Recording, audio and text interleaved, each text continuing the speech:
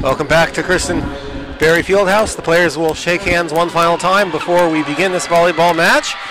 Robert Ambrose along with Blake Collins. And Blake, what are the keys tonight for the Jaguars? For the Jaguars in general, to make sure to set up good to where you can have a good smooth transition to some of the attacks and some of the kills that we've seen the past 2 games. Now there was a game, the Erskine game, Chloe Allen had a gorgeous kill.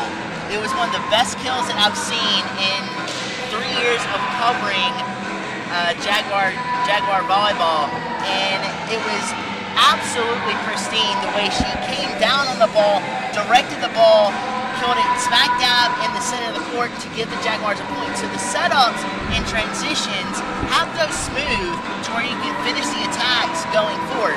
Not only that, but, and we talked a lot about this in the Georgia College game when James and Marcus were on the call, there were a little bit of miscommunication throughout the Jaguars during that game. So continue to improve on the communication aspect. One of the things we always talk about in baseball is when 2 players are colliding, you say, I've got it, I've got the ball, which lets the other one know that you can kind of back up the play. Well, in volleyball, all you have to do is say ball, ball, ball, and you're set to attack it. But right here, as we see it now, get a good dig across and a great dig out by Natalia Govea. Sends it to the backcourt. Robert, take it over. Thank you, Blake, as we are underway here in Augusta, and the first point of this match will go to the Saints. I love the base right there by Natalia Govea, digging that ball out, sending it over across, and the defensive setter for Flagler had a really good response, digging that ball out to give the Saints a chance in that point. And now the Saints will serve it, and dug up by Gouvier, and the Jaguars hit it back over to the Saints side, and they dig it up again as it hits back over to their side. And that one now it's dug up by the Saints, back across, and a beautiful save by the Jaguars. Ball still alive, and Beck hits it over, and it almost goes out of bounds. Another save by the Saints, and they get it back over. Beck digs it up, and they hit it up, and on the attempted kill is saved and dug up again by the Saints. It's a good round here. Early on, great blocking up front by the Saints. And the Jaguars get the point. We're tied at 1. One thing with the Jaguars I'm impressed with thus far this game is the fact that they are taking charge in the communication game. You've seen a couple of players that have taken charge, given the I've got the ball, and allowing the other players to get back into position if there was a recoil on a response for the Saints. The Jaguars have done an excellent job with communication thus far. Now the Saints with a point. It's 2-1, so on both sides we're seeing several long rounds here in this one. As the Saints serve it, the Jaguars dig it up, and they hit it back over. It's dug up by the Saints, and on the attack they go. Gouvier digs up a high pop fly. It's back across to the Saints side, and a beautiful kill. That's Taja Valmeyer with the kill. Valmeyer told the story excellently right there. Her eyes say she was going to the center of the court, and at the last second, it's like a cornerback, at the last second it veers back, and she goes near side court to the back. Beautiful deceptive direction there by Valmeyer to get the point for the Saints. And you mentioned before, Blake, about how important kills are, and you know the Jaguars believe they're important when you saw before the game during warm-ups how much they were practicing the kills.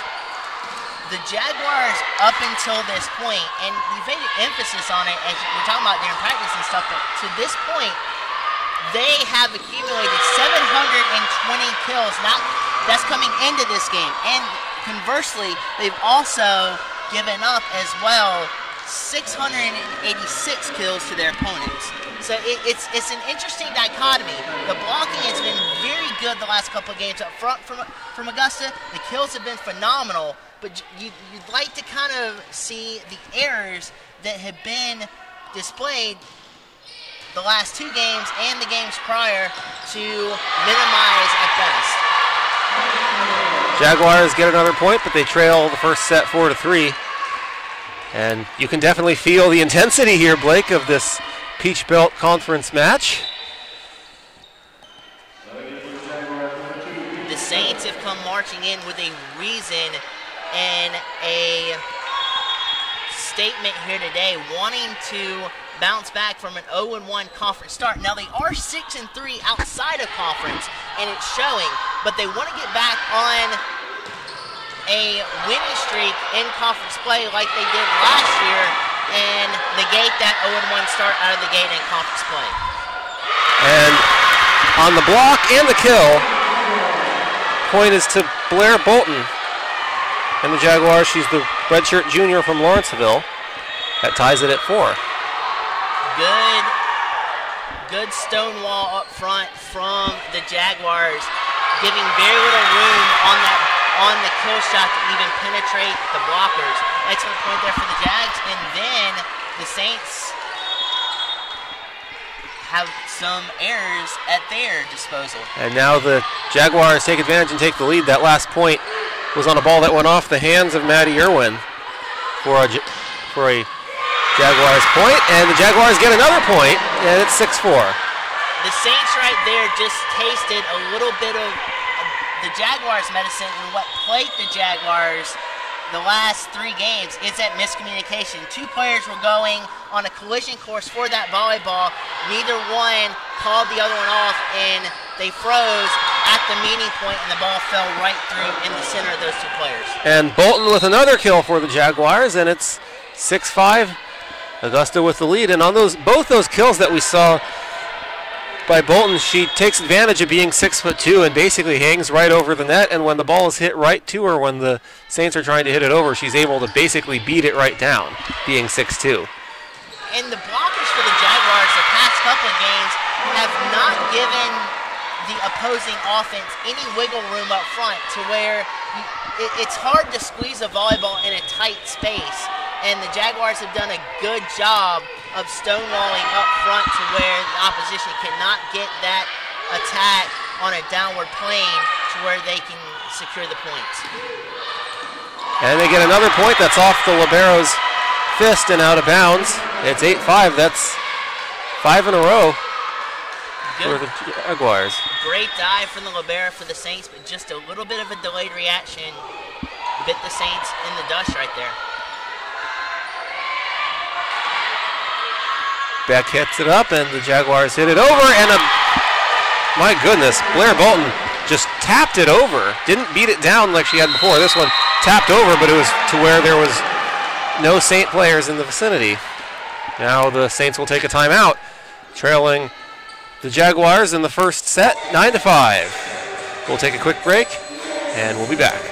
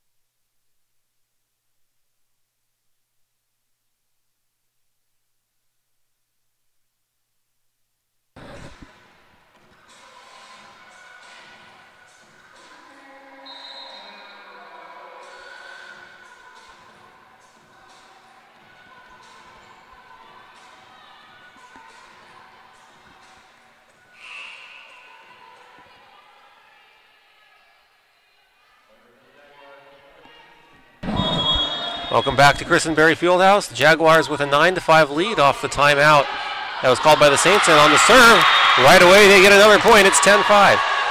Saints had a good base there to try to dig that out, but a deflection off of the dig with the arms coming up.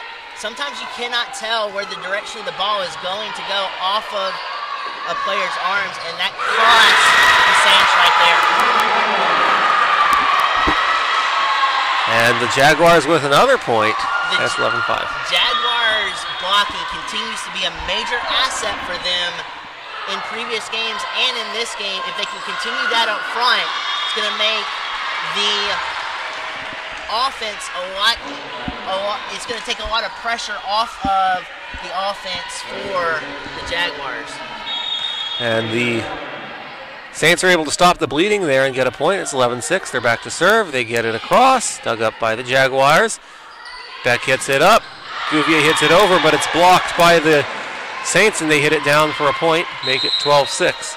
Correction, 11-7. The Saints players up front moved a little closer together, tightening the gap there, and they took a page out of the Jaguars' book with superior blocking there to wrap up that point. And with it being 12-6, Jaguars, that goes off the hands of Holland Martin, the libero, out of bounds. It's 12-7. So 2 in a row for the Saints. The reaction was not timed all that well on Holly's part. I don't think she was expecting the ball to come that fast. That was just kind of a dig and a set at the same time to try to save that volleyball from going out of bounds. It wasn't successful, but the Jaguars are attacking on point.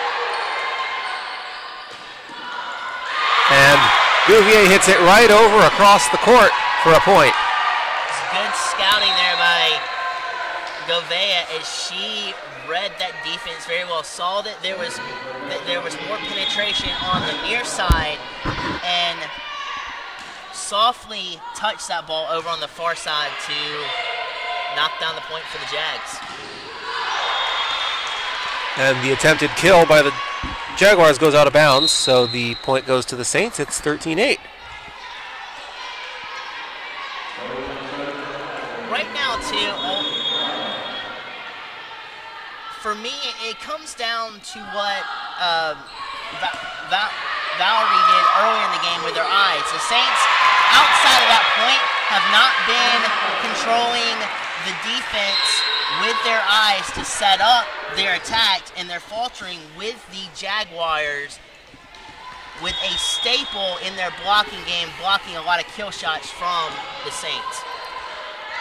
On the serve, the Saints dig it up a pair of times. Now they're on the attack. They get it over. It's dug up by Natalia Gouvier, of the Jaguars.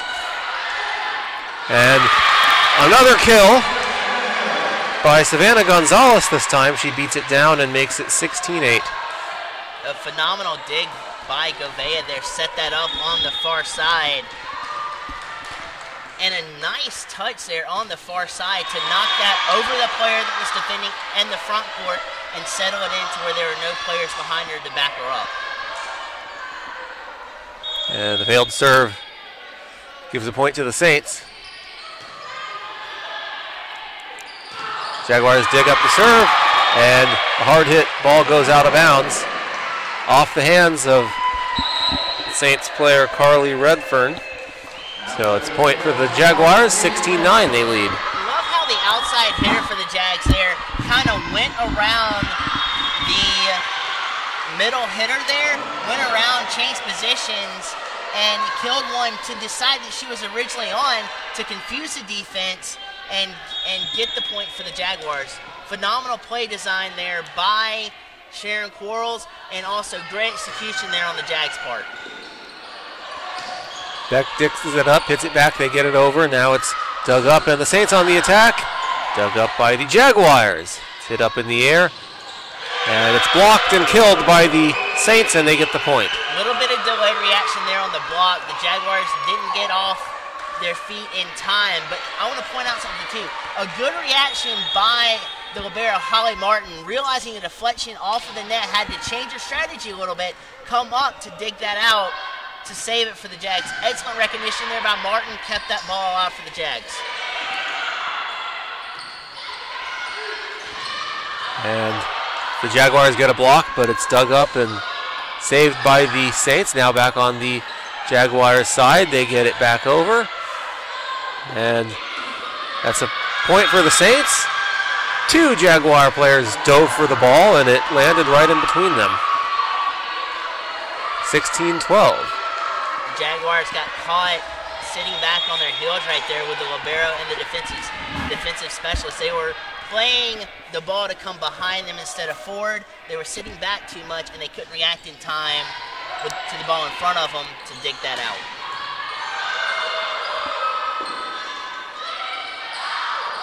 Begg with a one-handed dig. They get it over, but the Saints return it, and it goes off the hands of the Jaguars out of bounds, and now the Jaguars will take a timeout, leading 16-13. The Saints, there real quick before we go, the Saints did a very good job of seeing the disarray in the Jaguars defense with Holland Martin in an uncomfortable position. They're digging out the first time and sending it back over. Then they went right back to the same position, knowing that the discomfort there with the defense, exploited that, and the Saints secured the point. Excellent play by the Saints there to go into halftime to where hopefully they can secure a little run here to get them right back into the swing of things and in this ball game. Well, the Jaguars were on a roll at one point and took as much as a 12-5 lead. I believe that was 8 points in a row for them. But since then, the Saints have shown they're not going away easily. They've been battling back, and the Jaguars still with the edge here in set one, leading 16-13, but certainly the Jaguars could sense the momentum starting to shift slightly, and that's partly why they took the timeout there. The Saints have definitely, in this match, have made a few statements on a couple of points.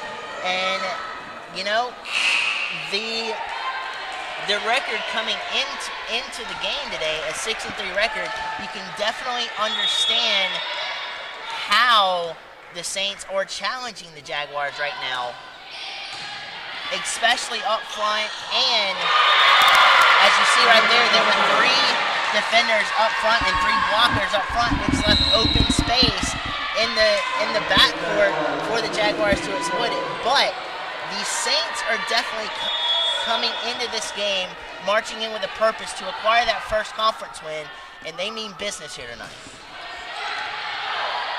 Jaguars lead at 17-13, and it's blocked again by Bolton, and it's going to go out of bounds, and see who the point is awarded to. And it's awarded to the Saints, so it's a 17-14 game. The Jaguars with 12 kills so far in set one. The Saints with 10. And seeing lots of them with the tall front court that both teams possess. And that goes out of bounds, and the Saints get another point at 17-15, so now a 2-point set. That was a great job on the Jaguars' end of things, scouting that area out beforehand, maneuvering the defense to this side, exploiting the far side of the court and the back side of the far side to try to exploit that to get the point, although it sailed out of bounds. Still a great play. And the Saints have cut the lead to 1 all of a sudden. Timeouts that are perfectly placed like that can do wonders for a team's confidence and a team's psyche going into it, and swing the momentum like we've seen as they've compiled 2 straight points here in this first set.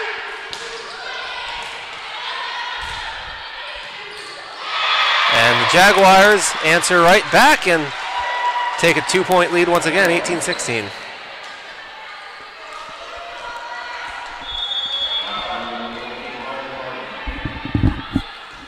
And on the serve, they get it over. And the Saints, a very lightly hit ball. Basically, it was thrown over, almost, thrown over the net to where there was nobody standing. The Jaguars did not prepare for that, as you had it spread out in the backcourt to where there was a huge gargantuan hole in the center court of the Jaguars defense.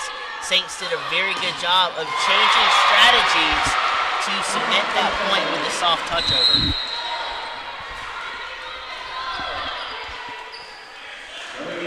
Now 19-17, it will be Peyton Murchie, the sophomore from Trinity, Florida, to serve for Augusta. She gets it over. The Saints dig it up. It's hit up in the air.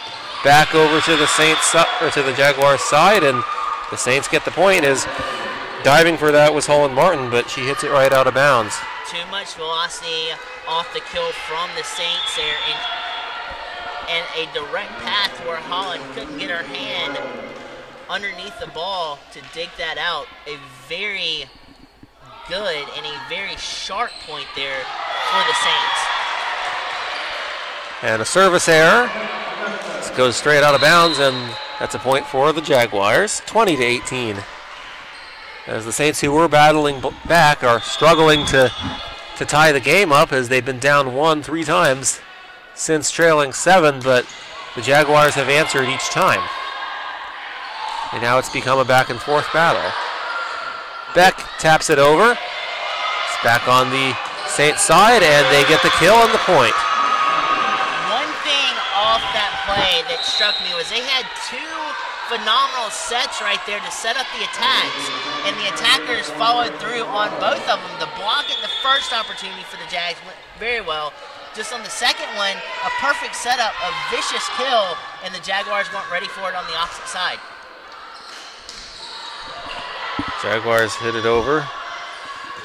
And that's almost a kill by the Jaguars. And now they blow the whistle and give them a point. A little late call there, but the Jaguars, for the 4th time, answer back with a 1-point lead. They lead at 21-19. The Saints, some point in this match, have to figure out a way to vanquish the lethalness of the Jaguars' blocks. The Jaguars, they have not let the Saints penetrate the front court very often in this first set, and that is in one area where they are faltering here. Now, although they're trailing by 1 and they have a good shot to come back, still they've got to figure out a way to penetrate those blocks from the Jaguars. And Gouvier falls over but is able to dig it up, and Beck hits it over, and it's off the blocker's hands. Stays on the Saints side, and that's a point for Augusta. They had a pretty good block set up with Valerie on the near side, but nobody backed up that play, which cost the Saints right there. And once again, it's back to a 1-point set again, 22-21. For the Saints, it will be Sarah Davis, the 6'2" senior from Akron. Back to serve. Valmir with another crucial kill on the far side, bleeding it over into the far side there. Absolutely great execution on that kill. Saints get it over. That is a high pop fly off of the hands of Holland Martin. That almost, after it went off her hands, it almost went to the ceiling and out of bounds. She was a little bit out of position there, which sent that ball back to the backcourt. She's absolutely furious with herself because she knows she could have had better position to have a better result off of that kill for the Saints.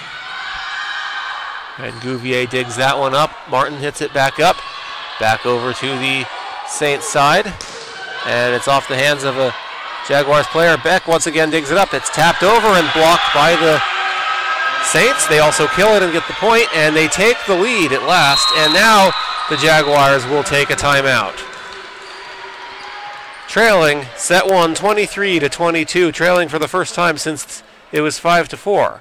We'll take a quick break. After the timeout, we'll be back.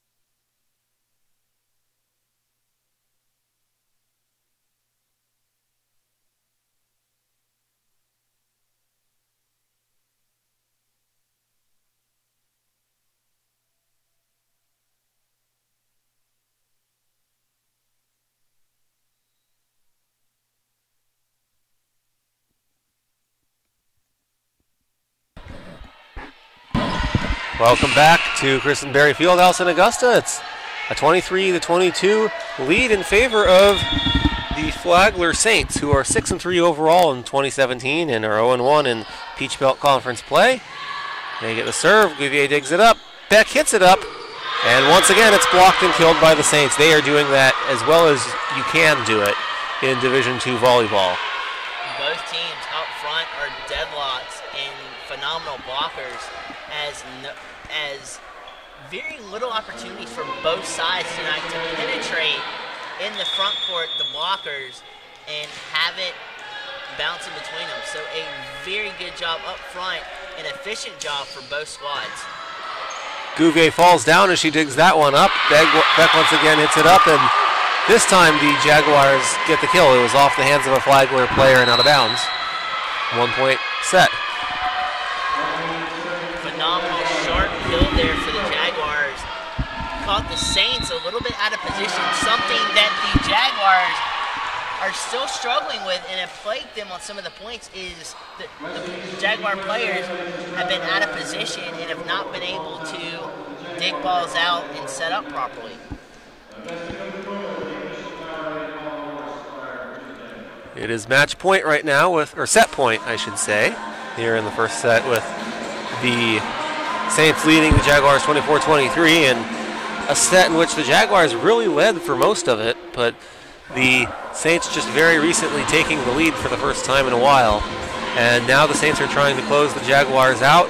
Both teams are out of timeouts after the Saints have just taken their last timeout. Saints with a never say die attitude.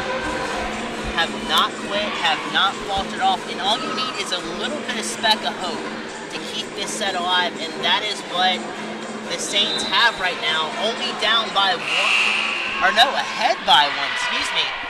24-23, they lead, and they have a chance to take this set when at first sight it looked like they would be far behind. Great job by the Saints for rekindling that fire and shooting ahead in this set. And they float it over. Beck hits it up. Gouvier with the attempted kill. That goes off the libero's hands, and it's going to skyrocket out of bounds. We are deadlocked at 24. Which also means right now, we're at the point now to where the teams will have to win by 2 this first set. So it'll be interesting to see the strategies coming into this point and the next for both teams. It's equivalent to a deuce in tennis, and the point goes to the Saints. They lead at 25-24. Now it's set point again. Saints with very good strategic scouting right there realized that you had at least 4 players on the far side of the court, adjusted their eyes at the right time, and absolutely swung fire to the near side and guarded the point. And on the block, there's a whistle, and we'll see what the ruling is. The ref awarded the point originally to the Saints, which would have ended the first set, but then he gives it to the Jaguars, a little change of mind, and we're tied at 25. Interesting. In a game like this, controversy can change the tide of this first set in this match. And off the serve by the Jaguars. As a team, the Saints unable to really get a hold of that one properly. They were all out of position, and it goes out of bounds, and the Jaguars get the point. They lead at 26-25. They hit it up, goes over. Beck hits it up on the dig. Now Gouvier hits it over, and that lands inbounds on the Saints side, and the Jaguars win the first set 27-25.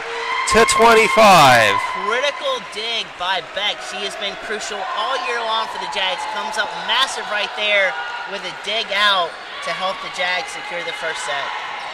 And on that note, we will be back, and we will be, after the other side of this break, we will recap the first set and preview the second set. Once again, alongside Blake Collins, I'm Robert Ambrose. Back after this.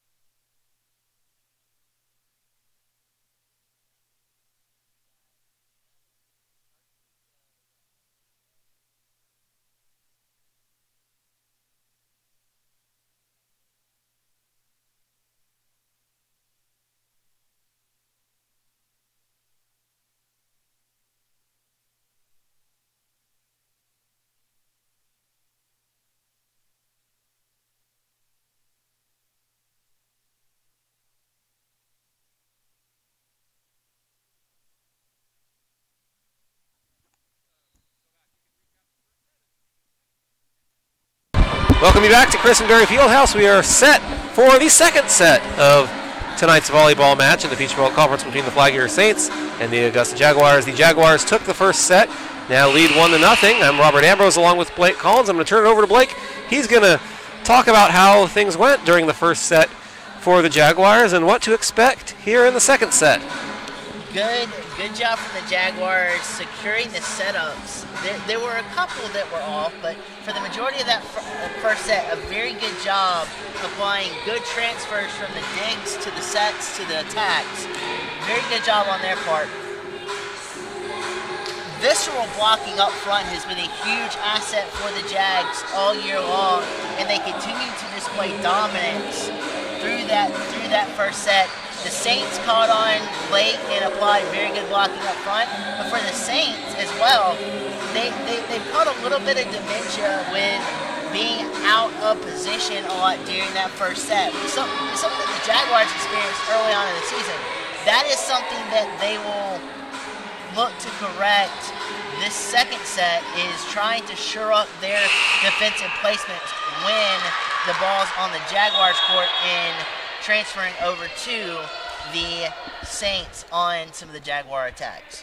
Thank you very much, Blake. We are now set to begin the second set. The Saints with the serve as the teams have switched sides. And the Jaguars on the dig, and Mackenzie Beck hits it straight out of bounds on the attempted kill. That's a first point going to Flagler. They lead 1-0. Phenomenal vision there by the Saints libero. Had a very quick turnaround and a very fast response. Not realizing how quick that was. A very good response to know that ball was going out as quickly as it came to her. And the same thing happens there. It's 2-0 Flagler. A little bit of mistakes from the Jaguars to start off this set, especially on not knowing how far you are controlling the kill when you come down with the kill. Beck digs it up, and they get it up, and Savannah Gonzalez hits it over, and it's going to ricochet off several Saint players and go out of bounds, and that's the first point of set 2 for the Jaguars. Valmeyer a little bit out of position right there. She couldn't shift her weight fast enough as the ball was coming at her, and at an alarming rate, and she just couldn't respond fast enough. We have a net violation. It's going to be a point for the Jaguars. We're tied at 2.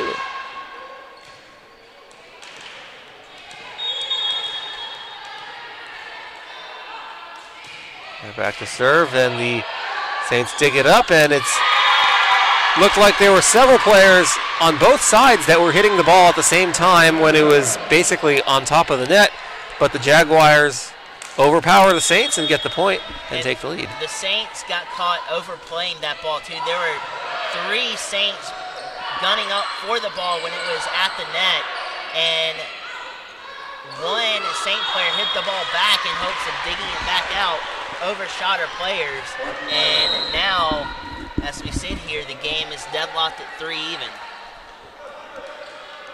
That will be Rachel Parada serving for the Saints. Parada's a 5'8" sophomore from Dearborn, Michigan. Jaguars dig it up. Ball is up in the air. It's dug up this time by the Saints, and it's hit up by them, and now it's dug up by the Jaguars. Gonzalez gets it over, and it's being hit up in the air back on the Jaguars' side of the court. Beck hits it over, and now it's on the Saints side, off the hands of a Jaguars player, and that's a point for Flagler. They take the lead again 4-3.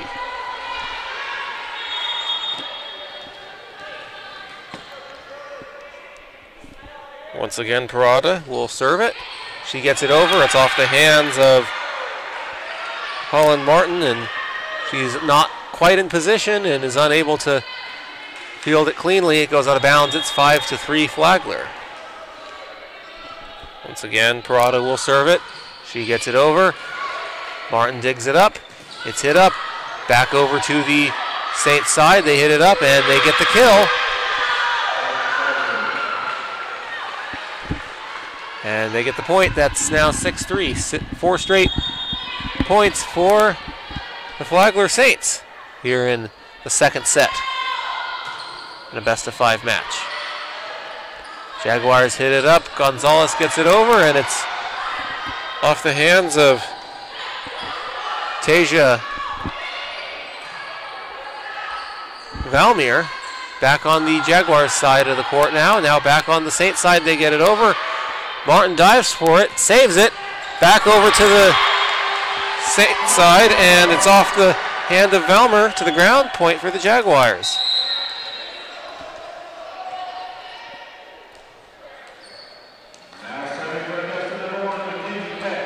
Mackenzie Beck, the 5'10 junior from Phoenix. Arizona will serve it. She's a transfer from Glendale Community College in the Phoenix area, coming all the way across the country to play for the Jaguars, and they get the point. And a major eruption of cheers from the Jaguars bench on that point as they cut the lead of the Saints back to 1, and it's now 6-5. Beck with the serve once again. She gets it over. It's dug up by the Saints.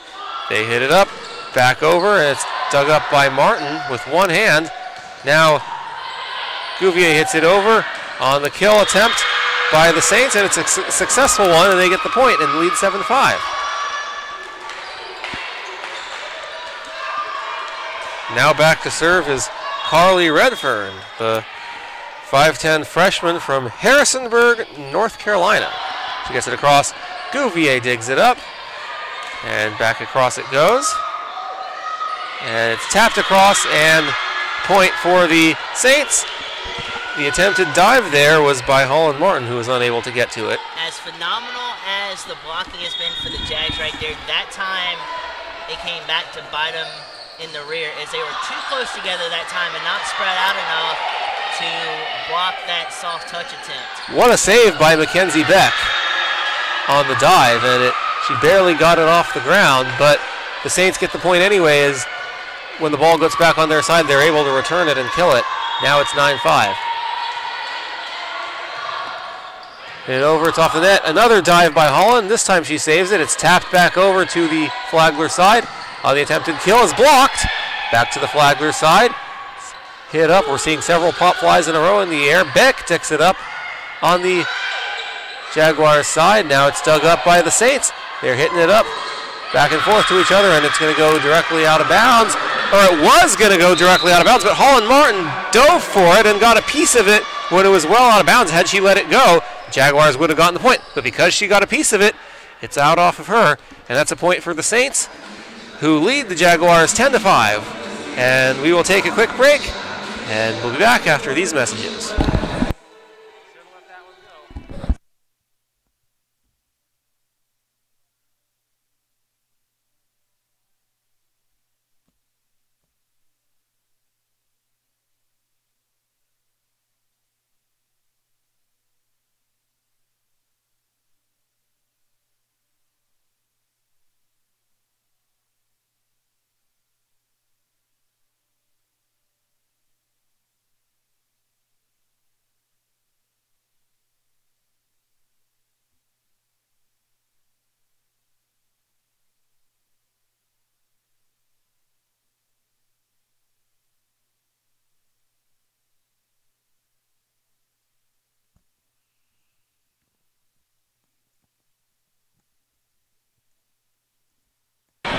Welcome back to Christenberry Fieldhouse. After the timeout, the Flagler Saints are really pouring it on here in set 2, leading at 10-5. They get the serve. Martin digs it up, and it's hit over by Gonzalez. And the Saints back with it. Martin once again digs it up. Gonzalez hits it over and gets the point for the Jaguars.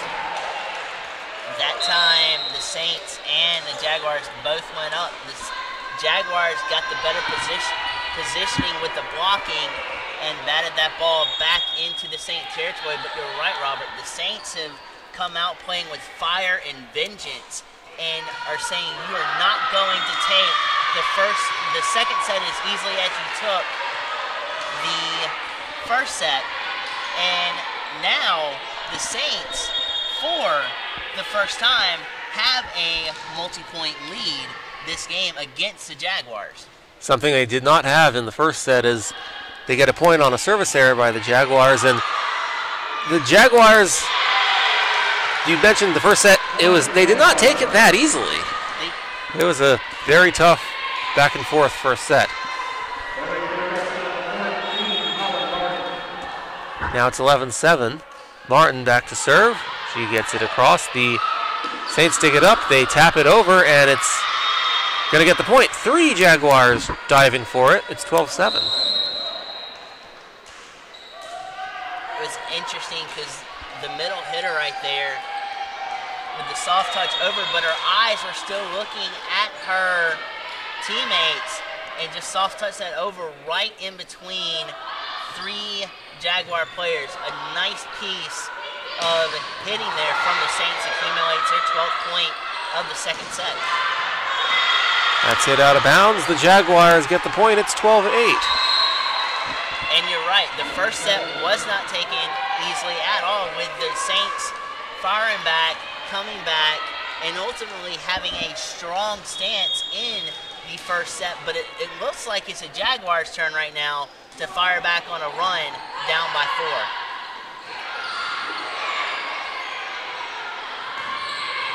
And Beck gets the point on the beautiful kill.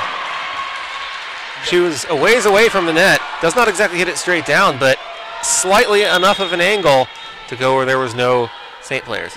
Defensive setter got caught back on her heels there, thinking that the ball might have been up in the air a little bit longer than it was, and she got just caught on her heels and couldn't react fast enough.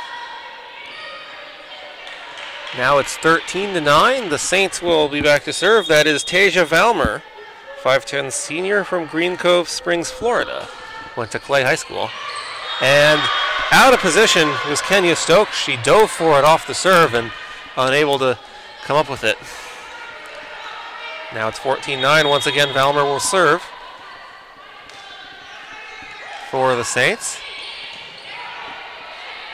Jaguars dig it up. They get it across. Back over to the Saints side of the court. And back across again. The Jaguars once again dig it up. Gets over to Gouvier, and she hits it, and it just barely stays in bounds. And a diving Valmer unable to get it. Point for the Jaguars.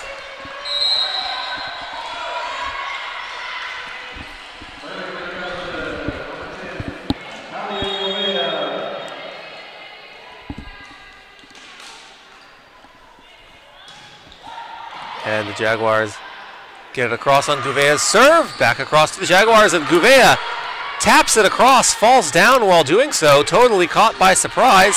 And that one goes straight out of bounds. Good job by the Jaguars to lay off of that one. Yeah, Gouvea was not expecting that ball to be as high as it was and almost make contact with her face. But as surprised as she was, she had enough power behind that dig to send it over. But it also left her out of position to cover the response, and that's where the Saints burned the Jaguars right there. But with the ball being out of bounds, didn't even matter. 14-11. Flagler with the lead, and out of position, and Chloe Allen was unable to properly time her jump trying to get to that ball, and she basically missed it, and that gives the Saints the point.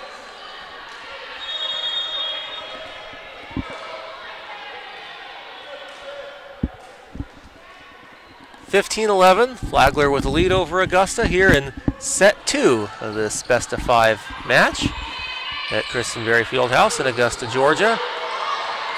Hard hit ball is dug up by the Saints, and they get it across, and they get the point. 16-11. The Saints kept their composure off of that lethal kill by Mackenzie Beck right there. Stayed strong, stayed steady, exploited the near side of the court here for their 16th point.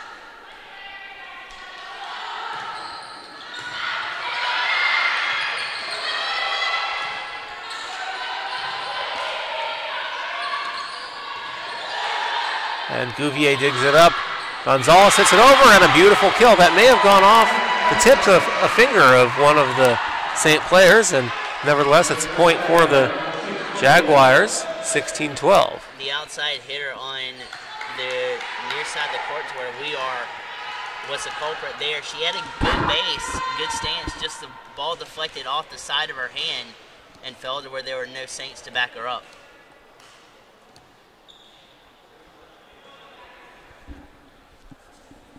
Waiting for a little communication here. Back to serve is Chloe Allen for Augusta. They trail at 16-12 here in set 2. Not sure what the confusion is about. Now the refs are going to meet to talk it over, and it's going to be an official's timeout. Blake, did you notice anything?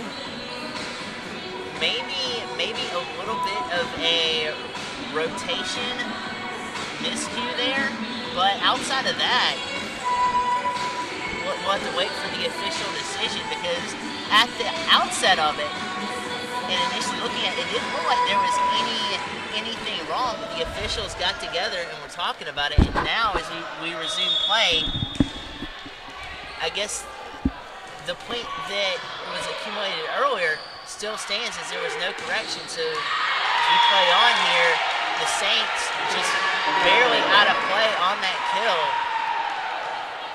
That was a service error, and now Chloe Allen will serve it for the Jaguars, trailing now 16-13.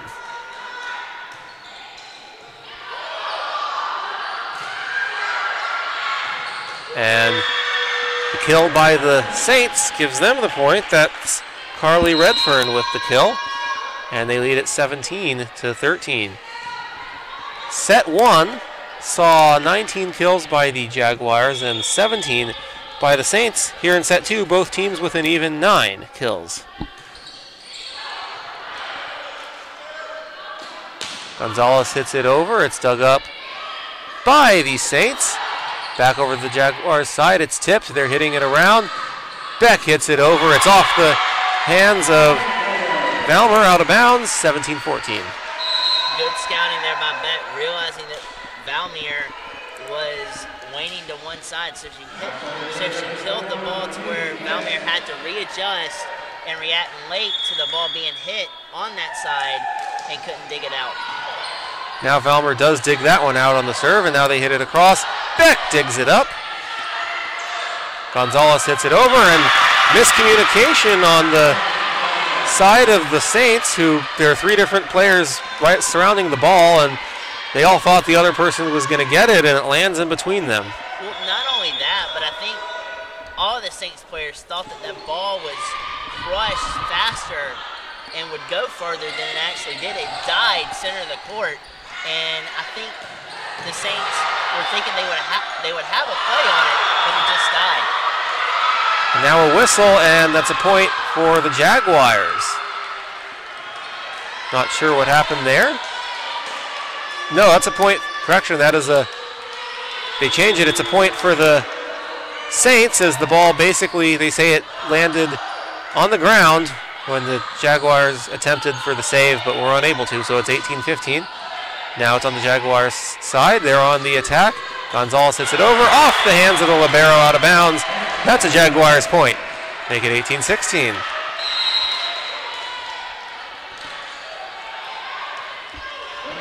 The Jaguars are slowly but surely creeping back up into the second set, only down by 2.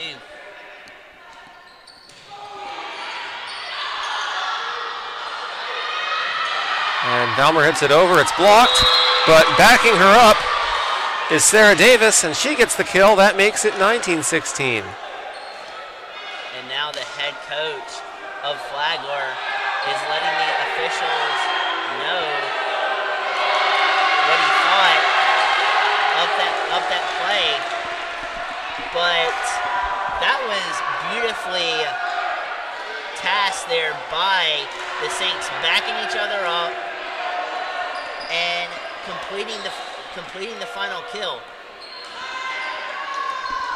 Back to serve Kenya Stokes, 5'9" sophomore from the opposite side of the country in Rancho Cucamonga, Florida, or California, I should say.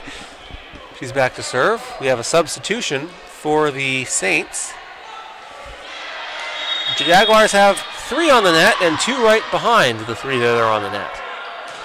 Here's the serve. They get it over. It's dug up by the Saints. They're on the attack, and they get it over, and it just stays in bounds. They get the point. 19-17. Jaguars up front. did not anticipate that kill coming as fast as it did, and they were late on their blocks getting up. And they get another point on that time on the serve, just lands in bounds. Once again, it's 20-17.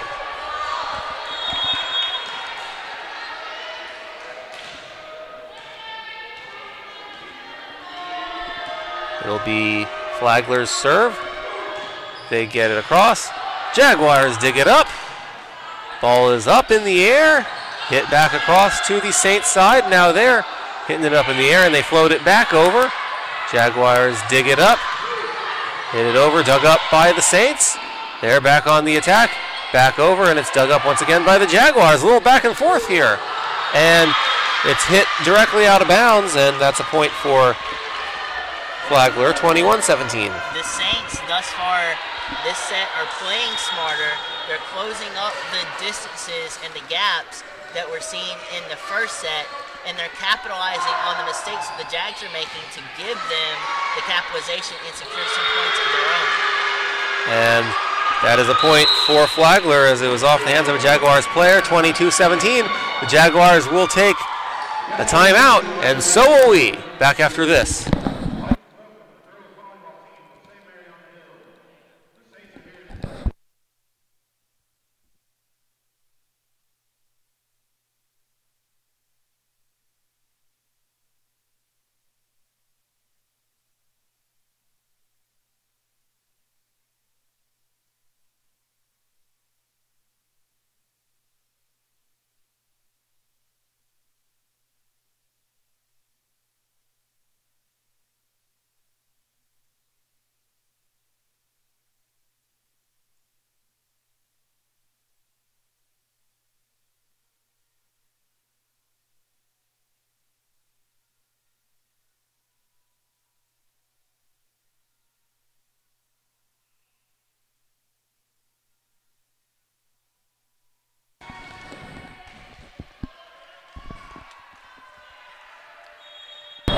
Welcome back to Christenberry Fieldhouse after the timeout. It's the second set.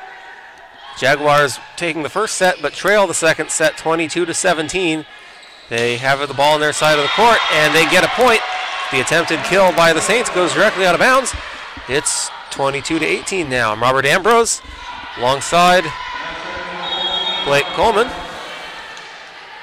The blocking up front for the Saints has steadily increased, and that was a very good, sturdy stance. But the Jaguars at this point are attacking with ferocity.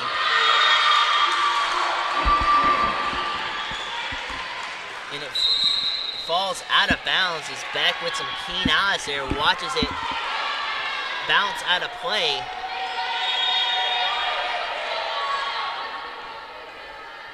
It's 23-18. Flagler, they're back to serve. They get it across. Jaguars dig it up. Beck hits it up, and the kill is successful by Blair Bolton, the redshirt junior from Lawrenceville, 23-19. I don't know what Carly Renfren was looking at, who's in the backcourt now, but she had a little bit of a delay response there, and that killed any chance for the Saints during that point.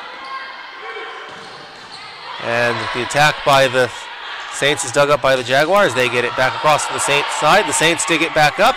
Now they're back on the attack, and it goes directly out of bounds. The Jaguars point. That's 2 straight points for the Jaguars after the timeout, and it's 23-20.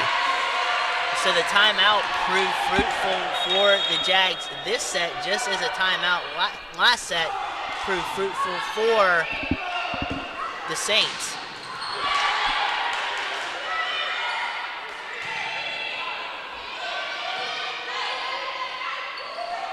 And the Saints try to hit it over. It's blocked by the Jaguars. Now they hit it back over. The Jaguars dig it up.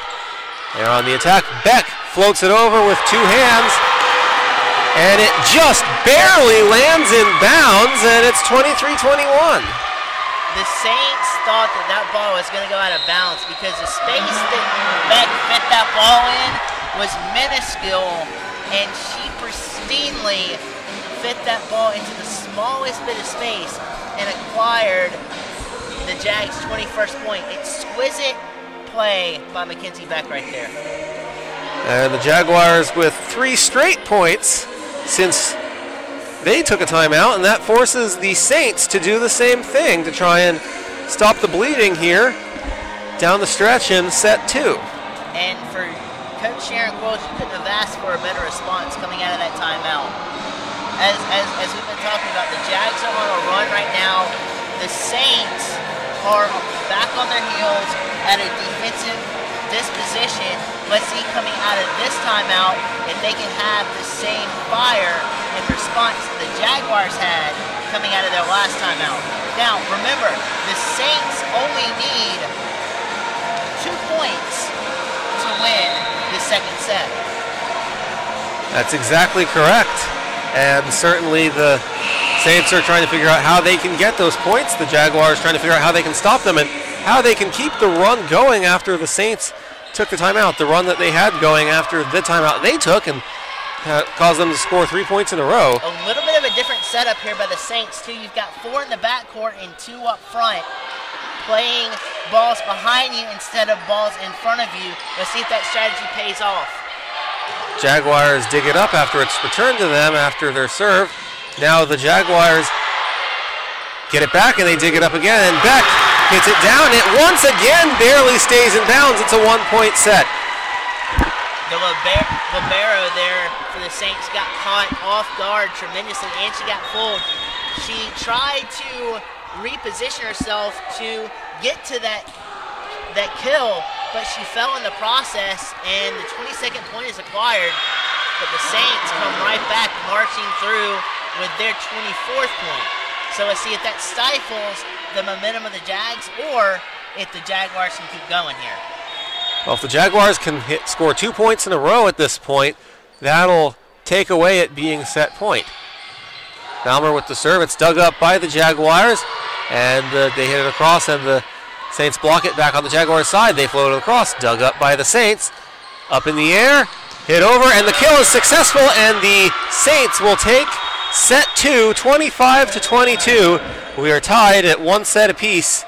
As we get set for set 3, we will take a break, and when we come back, we will recap the first 2 sets, and we'll preview sets 3 and 4. We now know we will have at least 4 sets here in this one. Once again, I'm Robert Ambrose alongside Blake Coleman, and once again here at Christenberry Fieldhouse, we are tied at 1 set apiece. We'll be back. The PBC is commitment. The PBC is community. The PBC is competition. The PBC is character. We are the PBC.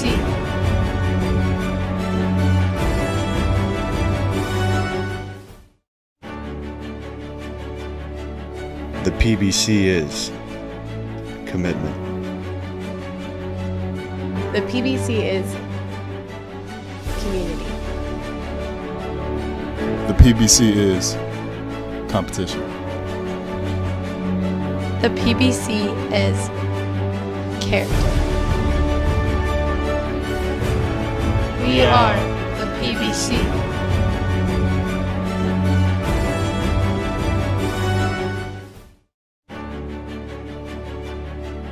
The PBC is commitment. The PBC is community. The PBC is competition. The PBC is character. We are the PBC.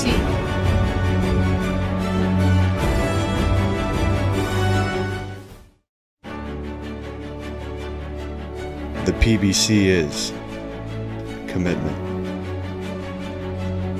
The PBC is community. The PBC is competition.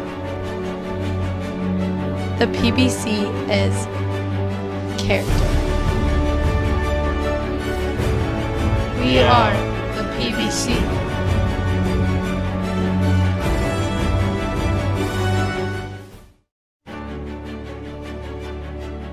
The PBC is commitment.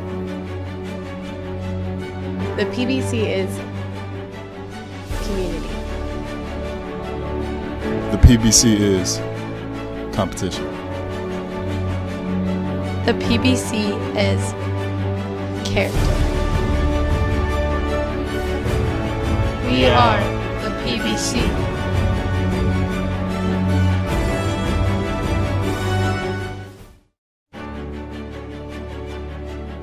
The PBC is commitment.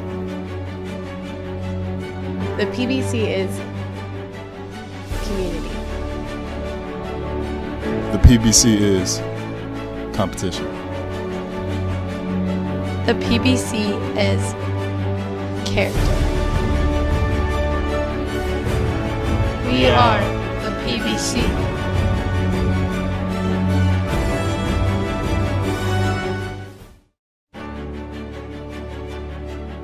The PBC is commitment. The PBC is community. The PBC is competition.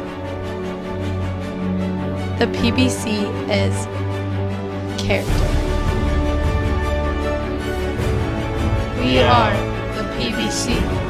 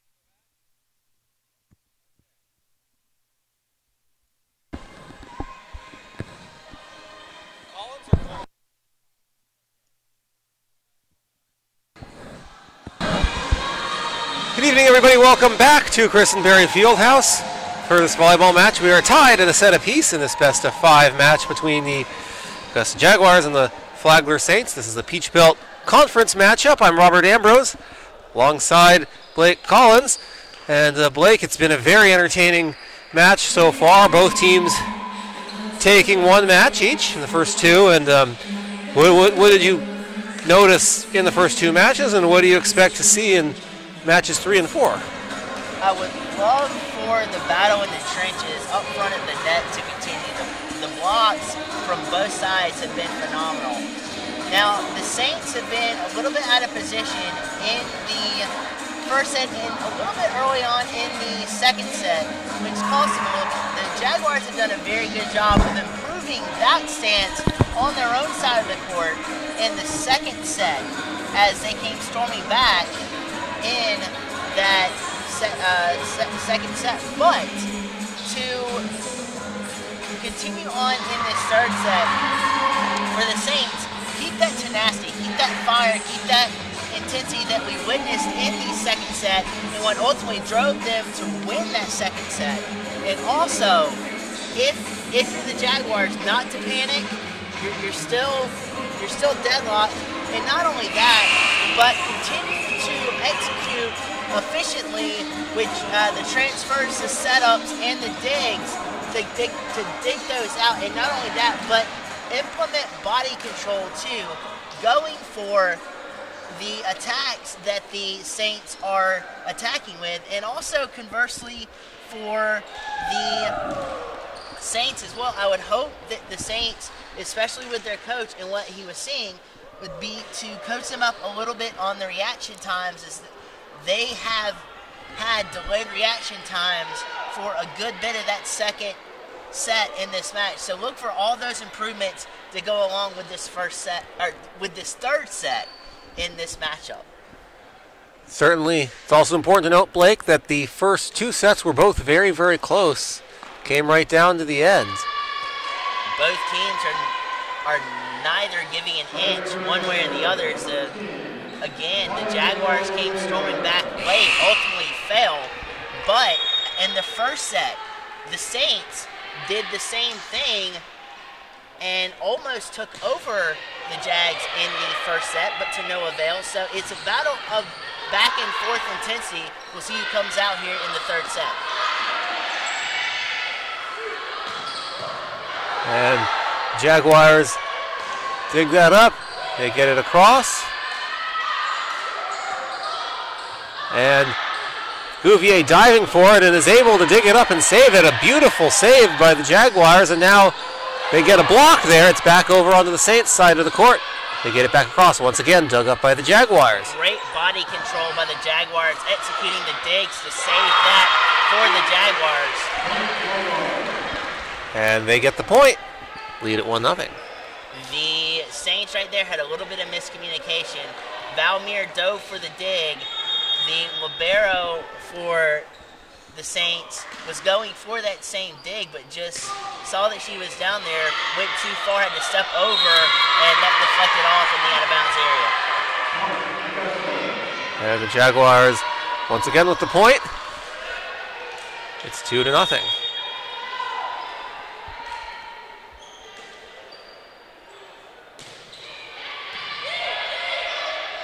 And on the serve, the Saints dig it up. Back to Gouvier, who digs it up, but it was once again caught by surprise in doing so. Back over to the Jaguars side. Gouvier digs it up again. It's up in the air. Tapped back across to the Saints side of the court. And on the block by the Jaguars, back to the Saints side. There's confusion on their side, and the Jaguars get the point. In order for the Saints to come out on top in the third quarter, they've got to wipe out all of the confusion that you're seeing on their side of the court. Know where your play is on your side of the court. Don't get caught out of position and react with a steadfast intensity that they did in the second set to take that second set. And they get a service error, and that's the first point of this third set for the Saints. And certainly for Jaguars, that's not the way you'd want to let the momentum swing, as a way of a service error to give the Saints the first point of this third set. They're back to serve, and it's off the net and lands on the Jaguars side of the court for a Saints point, and that's 2 straight points off a serve by the Saints. The libero, Martin, couldn't catch up to that ball. It's deflected, but she slipped up in the backcourt trying to go for that dig out, but to no avail. And that time, she got caught sitting back on her heels, tried to dig that out, but couldn't get her hands underneath the ball to elevate the ball high enough for anybody to come help her out on that dig. Martin was caught off guard, and the ball basically bounced off her hands. She wasn't expecting it. That gives the Saints another point to tie the game, and we have a net violation, or a one too many hits by the same player, and that once again gives the Saints a point. So 4 straight points for the Saints since it was 3-0, and since the service error that has so far turned this set around, even though we're still early. Ball's blocked. It's back on the Jaguars side. They're on the attack. Beck hits it across, and it's being hit around by the Jaguars. The Jaguars hitting it back up, and it's back to the Jaguars side, and they get the kill.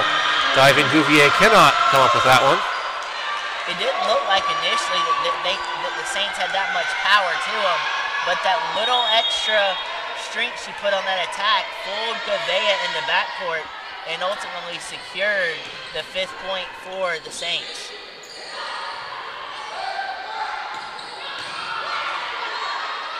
And the Jaguars hit it back over, and now it's on the Saints side. Back to the Jaguar side. Gouvier once again slips as she digs it up, but they get it across. It's off the hands of a diving Tasia Valmer, and the Jaguars stop the bleeding and get a point, but trail at 5-4.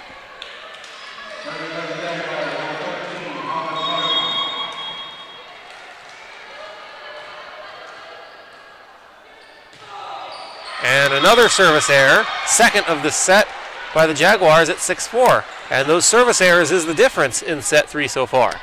So far, and on that one, Holland Martin couldn't get the height she wanted coming out of that serve, and it went straight into the net. And that's something that's a free point for the Saints that the Jaguars have to quell if they want to stay in this 3rd set. Now it's 6-5, and Mackenzie Beck will be back to serve. She gets it across, and I'll tell you, Blake, she is very good at controlling where the ball goes when she hits it. Oh, definitely. That's one of the things that makes Mackenzie Beck so fierce is not only the control, but the control unleashing power that she can get behind some of those kills. And not only that, but some of the digs that she's made and the setups has been spectacular. You want an all-around star player. Mackenzie Beck is becoming that for the Jags, and she has been everywhere tonight, doing absolutely on any capacity you want on a volleyball level. She's at the top of her game right now, and she looks to continue that not only this game, but for the rest of the season. And the Jaguars once again get the point, cut the lead back to 1, 7-6. And a timeout for a substitution here. Back into the game is Kenya Stokes. She'll replace Savannah Gonzalez for the Jaguars, and now she's back to serve right into the game off the bench. Stokes has been an elite server all year long, and also as a defensive specialist, she's been crucial as well. Jaguars get it across. It's dug up by the Saints. They get it across. Beck hits it up in the air. It's hit over and bounces off several Saints players' hands and lands on their side, and the Jaguars get the point to tie it at a touchdown apiece. Good idea there by the Saints to try to dig that ball out in the front court, but the reaction behind the front court there was not on par with the time needed to secure the dig out and continue that point. Certainly wasn't, and now it's 8-7 in favor of the Jaguars, or correction, in favor of the Saints as they get the point there. Back to serve are the Flagler Saints. As you mentioned this earlier, Blake, this is probably the biggest Friday night crowd we've seen this year here at Christenberry Fieldhouse, and certainly like to thank all the fans for attending here, as well as the fans tuning in and choosing to watch AU volleyball over the high school football in the area on this Friday night. Definitely. We've got some stiff competition with high school football, but thank you, fans, for allowing us to come into your homes, being a part of the family for a couple of hours. You're tuning into a very highly competitive volleyball game. Thank you so much. Cannot thank you enough. But as right now, the Saints are continuing to respond on this point. Now it's the Jags' turn. As that ball was just lifted out of play there on a dig attempt. The Jaguars spun around, and that spin on that dig attempt deflected the ball out of bounds. So a very critical point there for the Saints. to spread their lead, to spread their wings out on this lead by 3. And they get across. It's off of Beck's hands. It goes by a diving Kenya Stokes, who completely comes up empty. It's 11-7, so 4 straight points by the Saints to take an 11-7 lead. They scored 5 unanswered at one point in this set, and now they have 4 unanswered, and that streak is currently active. It's not often to win a fierce competitor such as Mackenzie Beck can mess up a play, but on that last play, and we'll get to this point in a minute, on that last play, she redirected the volleyball to where Kenya Stokes had a chance to dig that out, but Mackenzie Beck just redirected it and allowed the Saints to come back with their 11th and then their 12th point going into this timeout. And the Jaguars will take a timeout, try to stop the bleeding and figure out how to prevent the Saints from going on these streaks. We will take a timeout as well after these messages. We'll be back.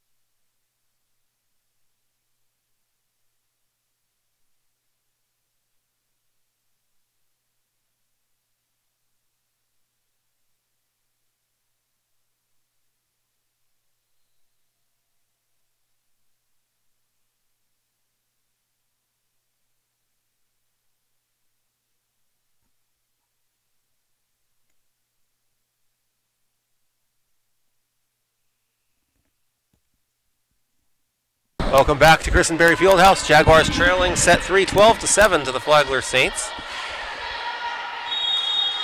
The Jaguars 10-4 overall in 2017, 3-1 in Peach Belt Conference play this season. And once again, out of position was Holland Martin, and it goes straight to the ground off her hand, and it's 13-7.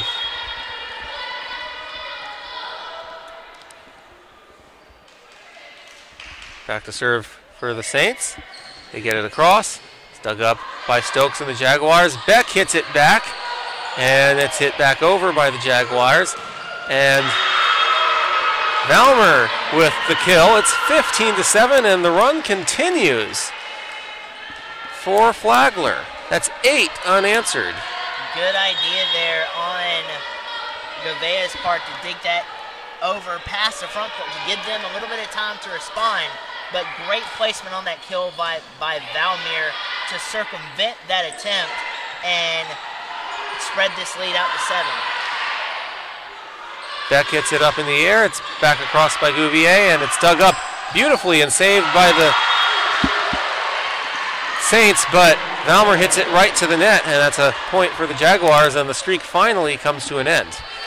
A lot of times when you're backpedaling, you do lose a lot of power through your hands and through your base as well when you're backpedaling, and that's what hurt Valmer right there. Jaguars with another point, 2 straight. Since it was 14-7, it's now 14-9. Blake, after this match, the Jaguars will be on the road almost the rest of the season. They only have 1 home game in the month of October and 2 in November to close the regular season. It's a crazy schedule, but they play arguably their toughest conference opponent in USC Aiken, who stands at a 3-0 conference record to start this off, and 11-2 overall. The next game after this, then they're in, as we're watching this point, they're in a regional tournament at USC Aiken. A couple of games after that, and then they'll close the road trip on August 21st at Francis Marion, before coming home on October the 23rd at Limestone. So about a 10-game road trip coming up next. During that 1 home game to finish out the season at home with 2 games at home. Yeah, so next game at USC Aiken, their rival, and they close them out with USC Aiken as well. And yeah, they also, not to mention the big tournament featuring 4 games the weekend of October 13th and 14th over at USC Aiken's home gym. They now trail at 17-10 here in set 3. Very interesting schedule. Extremely interesting, and it'll be interesting too, as we were talking about this before we came on air. With so many road games before they're back home, it'll be interesting to see on that home game how the Jaguars will play on their home court, because it's looking like they've got 8 road games before they're back here at Christenberry Fieldhouse against Limestone. And yeah, that is true, and a total of 14 of the next 15 on the road as well before they come back to close out the regular season with 2 straight home games. The game against Limestone will be on October 23rd at 7 p.m. here at Christenberry Fieldhouse. We will be here for you with that game. But coming off of that, Holland Martin just could not catch a break on her reaction time right there. As she reacted one way, the ball sailed past her the opposite way. And the Jaguars spike it down and cut it to 18-12. We'll have a substitution here into the game as Jessica Hedrick for the Jaguars. If the Saints did their scouting against the Jaguars coming into this game, they know that they cannot take their break off of the pedal in this game with what now is a 7-point lead off of that play right there. But they can't take their foot off the gas pedal at all, because if this season has taught us anything, especially the last 2 games, that the Jaguars are hungry and they can come back in an instant. And that ball goes straight out of bounds. It may have bounced off the referee. It's 19-13. And the importance of the Jaguars potentially making a comeback. The last time they lost as many as 2 games, as many of 2 sets in a match, was the 3-1 loss to Francis Marion in the conference opener on September 25th. The last time they overcame losing 2 sets and won a match in 5 sets was the first game of the USC Aiken tournament on September 8th against Anderson. So it's been a while. And unless the Jaguars are able to put together a comeback here in set 3, they will be facing that exact situation. But I'm also so impressed with the composure, the learning ability, and everything that Sharon Quarles has put into this team, and the players along with the effort they're putting out. Because remember, as the Saints just tried to dish out a huge kill, but were halted right in center court. But as you look at it and look at their roster, this is an extremely young team that's starting to gain chemistry, gain trust in their other teammates, and have put out and have strung together a very impressive 4-game winning streak up to this point, dating back to that loss at Francis Marion on September the 15th. Now the Jaguars trailing 21-15. Once again, Holland Martin was caught off guard and the ball went straight to the ground off her hands, and it's been a rough game for her. She's had several of those, including a ball that went out of bounds that she chased after and got a piece of, and that gave the Saints a free point. That was in set 2, and that may have been the difference in that set in which the Saints won.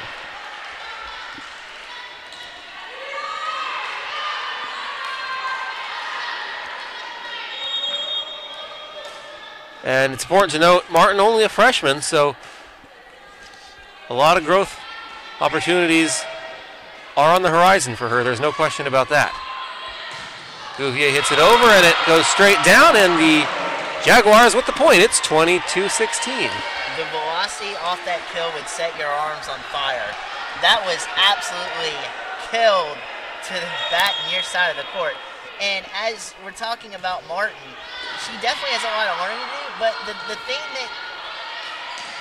that I'm kind of catching on to is a lot of times when she has made mistakes, it's not a crucial point in the game that she's making those mistakes. Like, yes, they're down right now by 7, but like that last mistake, it's not a neck-and-neck affair right now. Although the Jaguars are starting to spark a comeback, it's still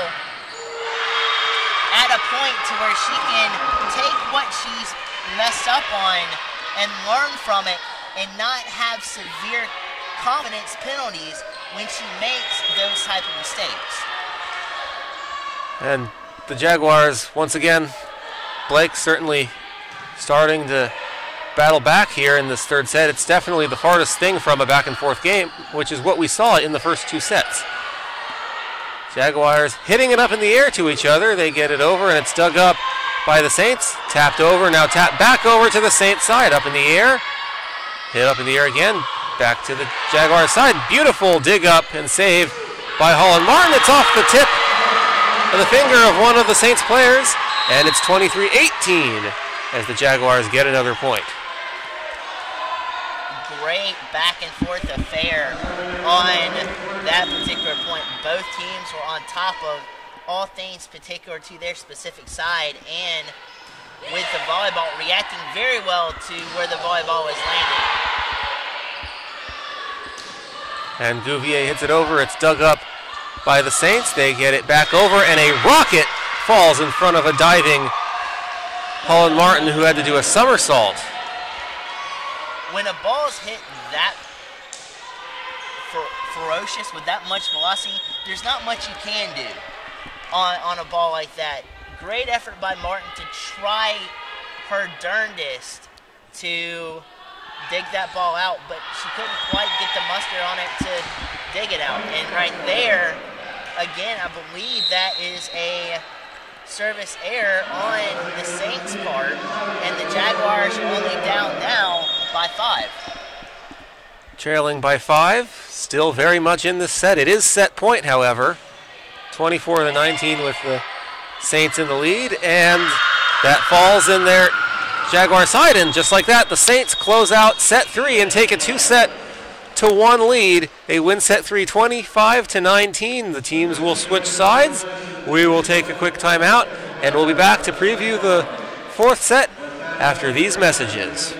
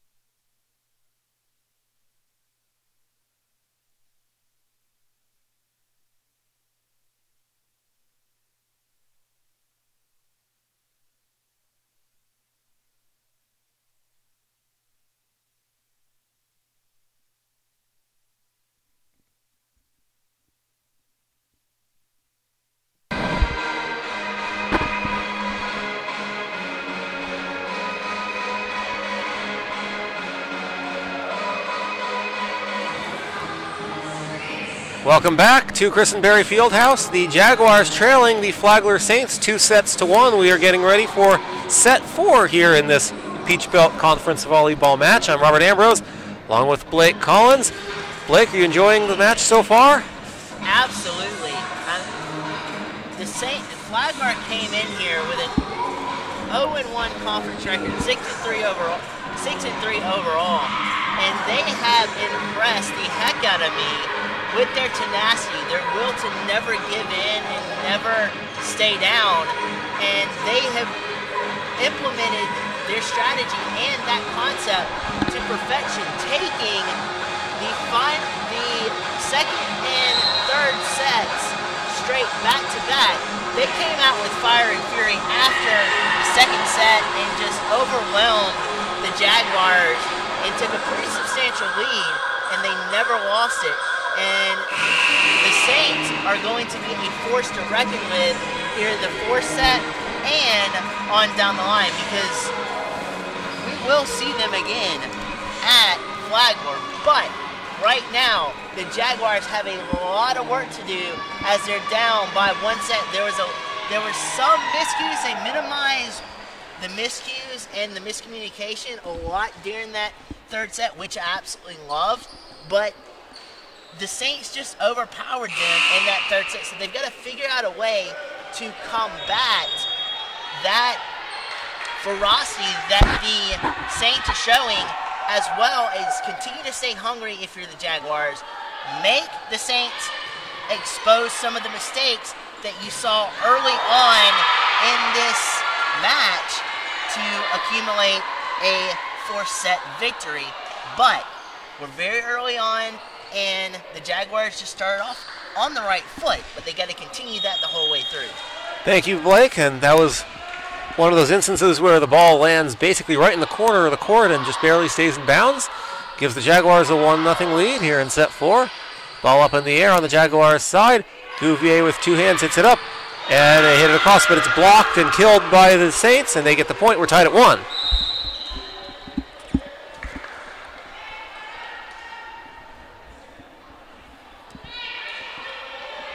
Up front for the Saints is absolutely crucial in this fourth set if they want to sweep 3 sets here, as their blocking is greatly improved, but that backcourt has got to back them up, as the Jags just exploited their defensive setter and their libero right there in connection with their second point in this fourth set. Now Mackenzie Beck is back to serve. And caught off guard that time is Maddie Irwin, as she is able to take it up, but it flies behind her out of bounds, and it's 3-1. When she dug that out, she was in the air. Her feet were not on the ground on the court.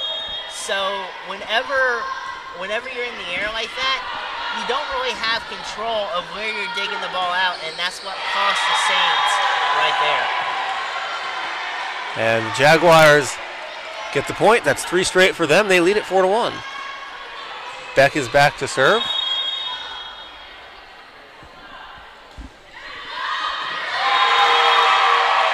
Took a little bit off on the velocity of that serve by Beck. Proved to very well come to fruition as it falls right in front of the Saints. And 4 straight for the Jaguars. They lead it 5-1, and the Saints will take a timeout and talk things over, and so will we. Blake, back after this.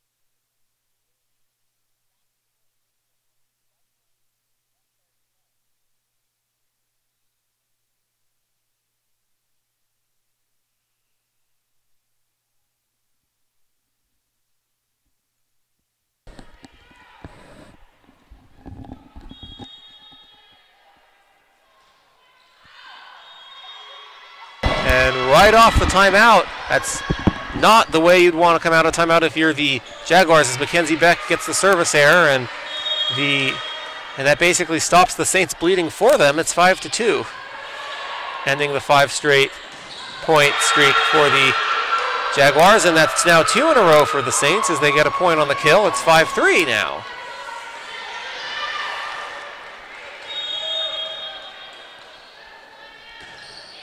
On the serve, it's dug up by Holland Martin. Beck hits it up in the air, off the tip of the net as Gouvier hits it over. It's back over on the Jaguars side, dug up by Martin. Beck hits it up in the air once again, and once again, Gouvier hits it over, dug up by the Jaguars, blocked by the Jaguars, and it's back to the Saints side. Beck digs it up as it's hit back over to the Jaguars side, and the Jaguars hit it directly out of bounds across the court, and it's 5-4. 3 straight points for the Saints, and if you're the Saints, that is unbelievable defense, as there was really nowhere for the Jaguars to hit it, and they ended up hitting it out of bounds. Not only that, but the discipline you're seeing on the defense by the Saints is impeccable right now. Realizing when balls are long, balls are short, and capitalizing on when they are short to come back and attack and gain points on offense. We have a timeout taken. The Jaguars end the streak, lead at 6-4, as Savannah Gonzalez will leave the game as part of a substitution. Kenya Stokes back to serve for the Jaguars, and it's tapped over the net on the kill by Tara Savitsky. 5'8" junior from Oakdale, Pennsylvania, makes it 6-5.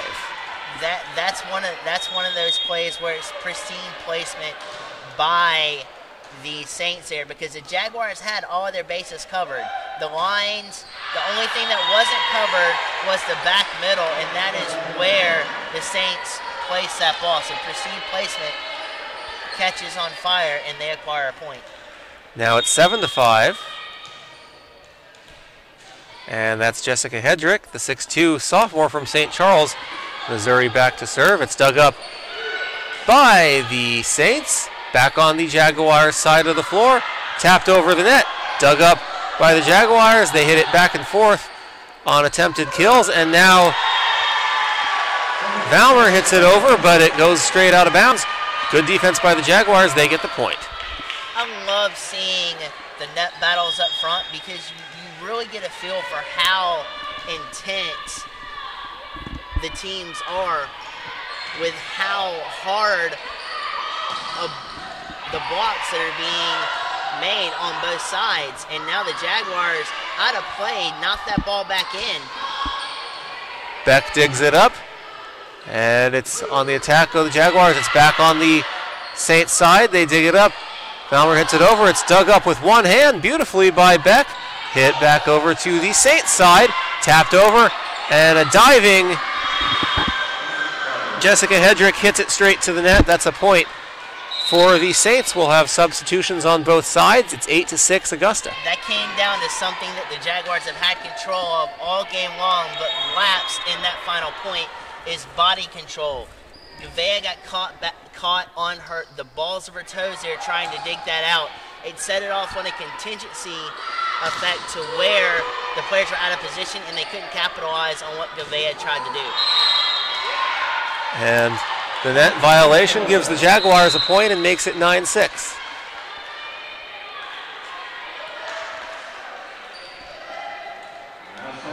Now back to serve is Peyton Murchie, the 5'8" sophomore from Trinity, Florida, for the Jaguars. She gets it across. It's dug up by the Flagler Saints on the attack. Dug up by the Jaguars. Now back on the Saints side. On the kill is dug up by, beautiful dig up by Holland Martin as she dug it up, and it went straight back over the net, back onto the Saints side of the court. I don't think I've ever seen anything like that before there. Blake? The Saints all game long have been extremely efficient in the precision on their transfers from their sets to their digs to their attacks has been phenomenal, and that's been an execution and allowed them to to acquire some of the points that they've acquired in this matchup. And there again, you see the control of the body from the Saints coming into play. Martin digs that one up, and the Jaguars on the attack, and it's going to dive in front. It's going to fall in front of a diving libero, and the Jaguars take the point. It's 11-6. That time, the Saints respected Mackenzie Beck's power. That time, and it backfired on him, and Beck changed her strategy right there. Hit a little love tap just above the outside hitter, and it worked beautifully to orchestrate their 11th point. Saints dig it up. Balmer hits it over, and it floats straight out of bounds. She tried to get it high over the Jaguars' players' heads, but there were two Jaguars guarding the line. It floats over them out of bounds, and they lead at 12-6, and we will take a timeout. And we'll be back after these messages.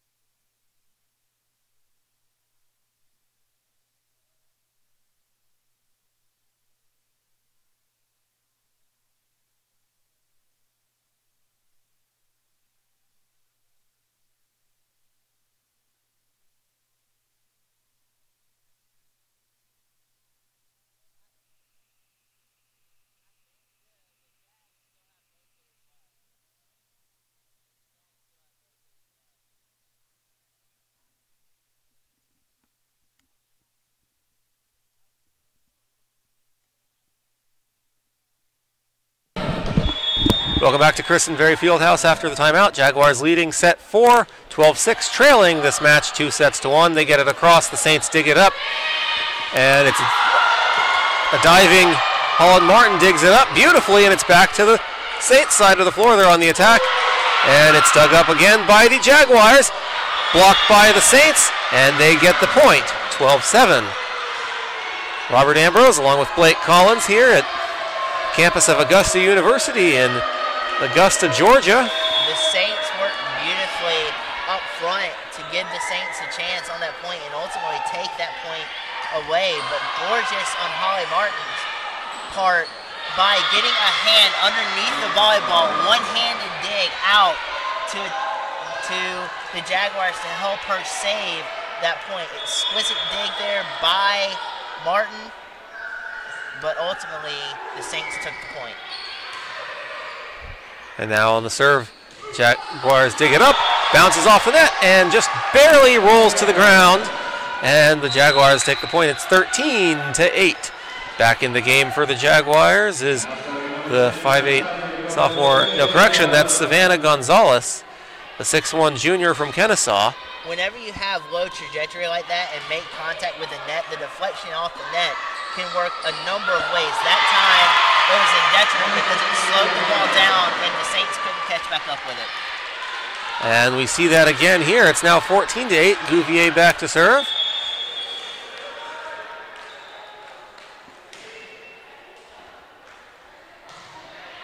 And she gets it across. And the Saints dig it up. Valmer hits it over. And Beck with the attack. It's blocked and killed by the Saints. They get the point. It's 14-9. That just shows you how much power that Beck has in her attacks. That ball was firmly blocked, but it wasn't blocked in a way it went straight down. It was blocked, but the impact of that block on the outside hitter's hands sent that ball sailing back to the backcourt of the Jags, and that's where the Saints ultimately secured their point. And the Saints with the dig up, and Gonzalez dives and saves it, but Holland Martin just hits it towards the net, and that gives the Saints a free point. It's 14-10. Couple of mistakes here, a couple of mistakes there. The Jaguars are still in control, but slowly letting that lead slide as the Saints are fighting back and marching right back into this matchup.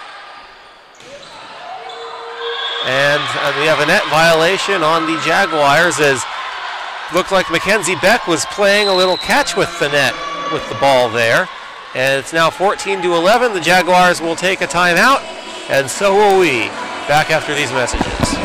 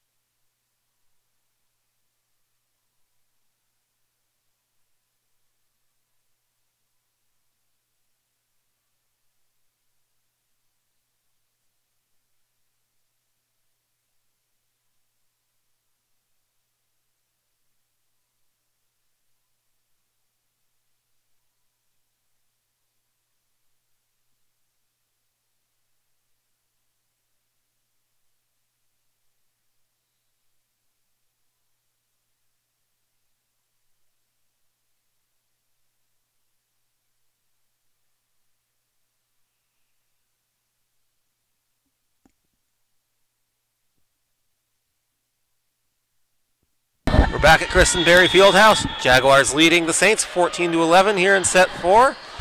The Saints with the serve. Martin digs it up, tapped across, but blocked and saved by the Jaguars. And Mackenzie Beck with the spike to give the Jaguars the point. Great response up front from the Jaguars. As you see, the fans are really getting into this game now. But great response there by the teammates of the Jaguars up front to back that block up, because it was sure headed for a court touchdown and securing the point for the Saints. But the Jags kept it alive off vigilant eyes there. Hope the Jaguars come back and take that point.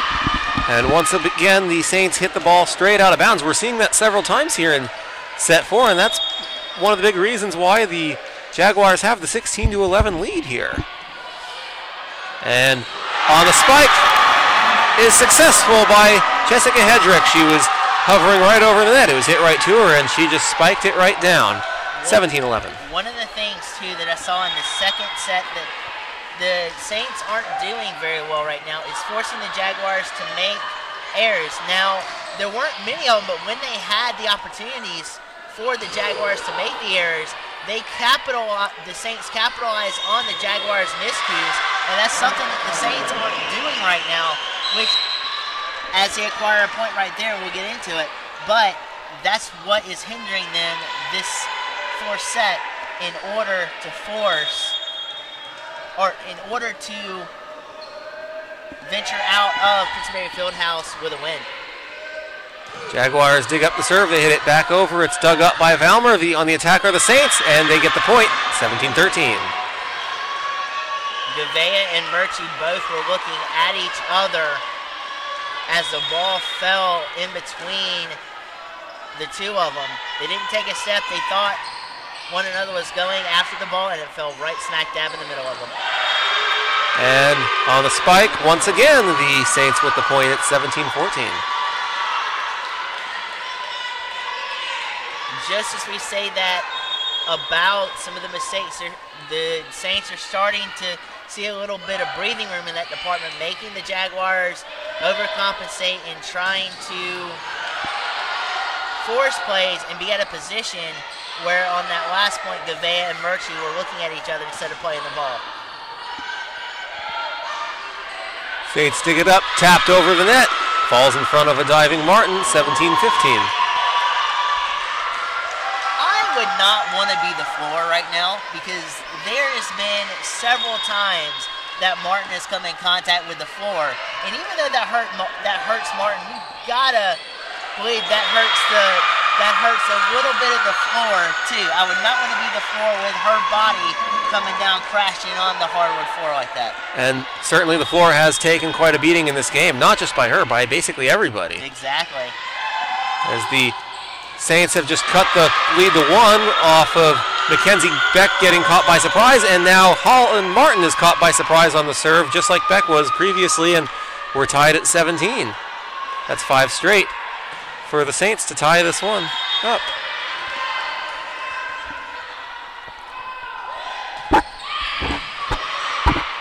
Saints hit it over.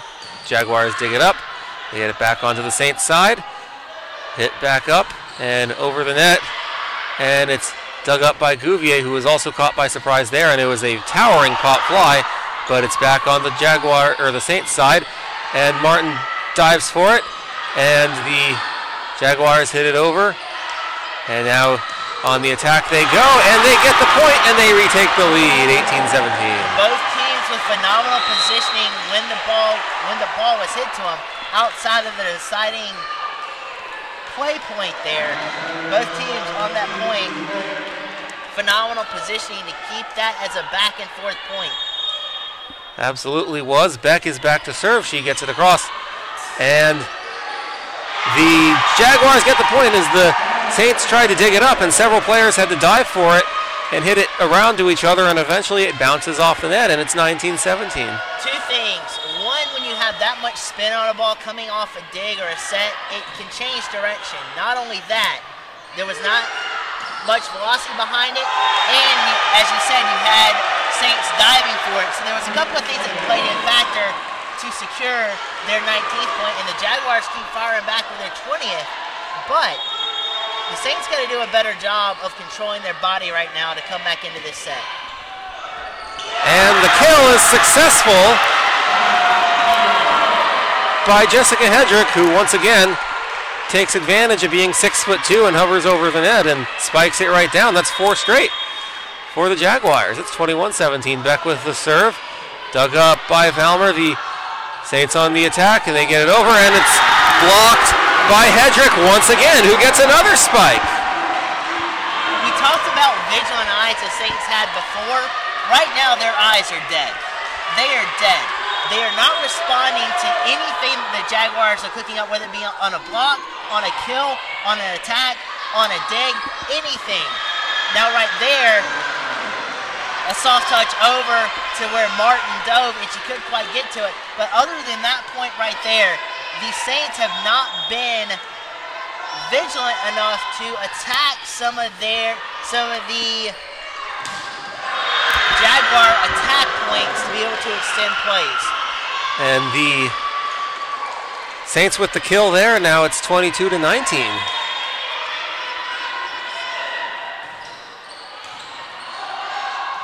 Martin digs it up. Jaguars on the attack. They get it over. It's off the hands of the libero and saved by Valmer. The libero gets it back over. Dug up by Holland Martin. And on the attack, it's blocked by the Saints, but it lands out of bounds, and the Jaguars get the point. 23-19. Jaguars have not yet relented the lead this particular set, I don't believe, and they keep soaring here. And the Saints dig up the serve and hit it straight out of bounds. Point for the Jaguars. It's set point. 24-19 in set 4. You don't want to lead points that's this close to a set point as we're in right now. That's too close to call if you're the Saints. On a line like that, you want to try to get it to where there's enough court to call it the other way. But nobody was there to cover that dig attempt, and the Jaguars walk free and easy, are free in this fourth set to tie it as we mosey into sudden death. And remember, we're only going to 15 points now. So the mistakes, has he been minimal for the Jags, and we've seen a lot of mistakes for the Saints right now, those mistakes become a bigger picture and a bigger kaleidoscope of situations and things of a harsh detriment with only going to 15 sudden death points. These mistakes become bigger in magnitude as we move forward. Absolutely.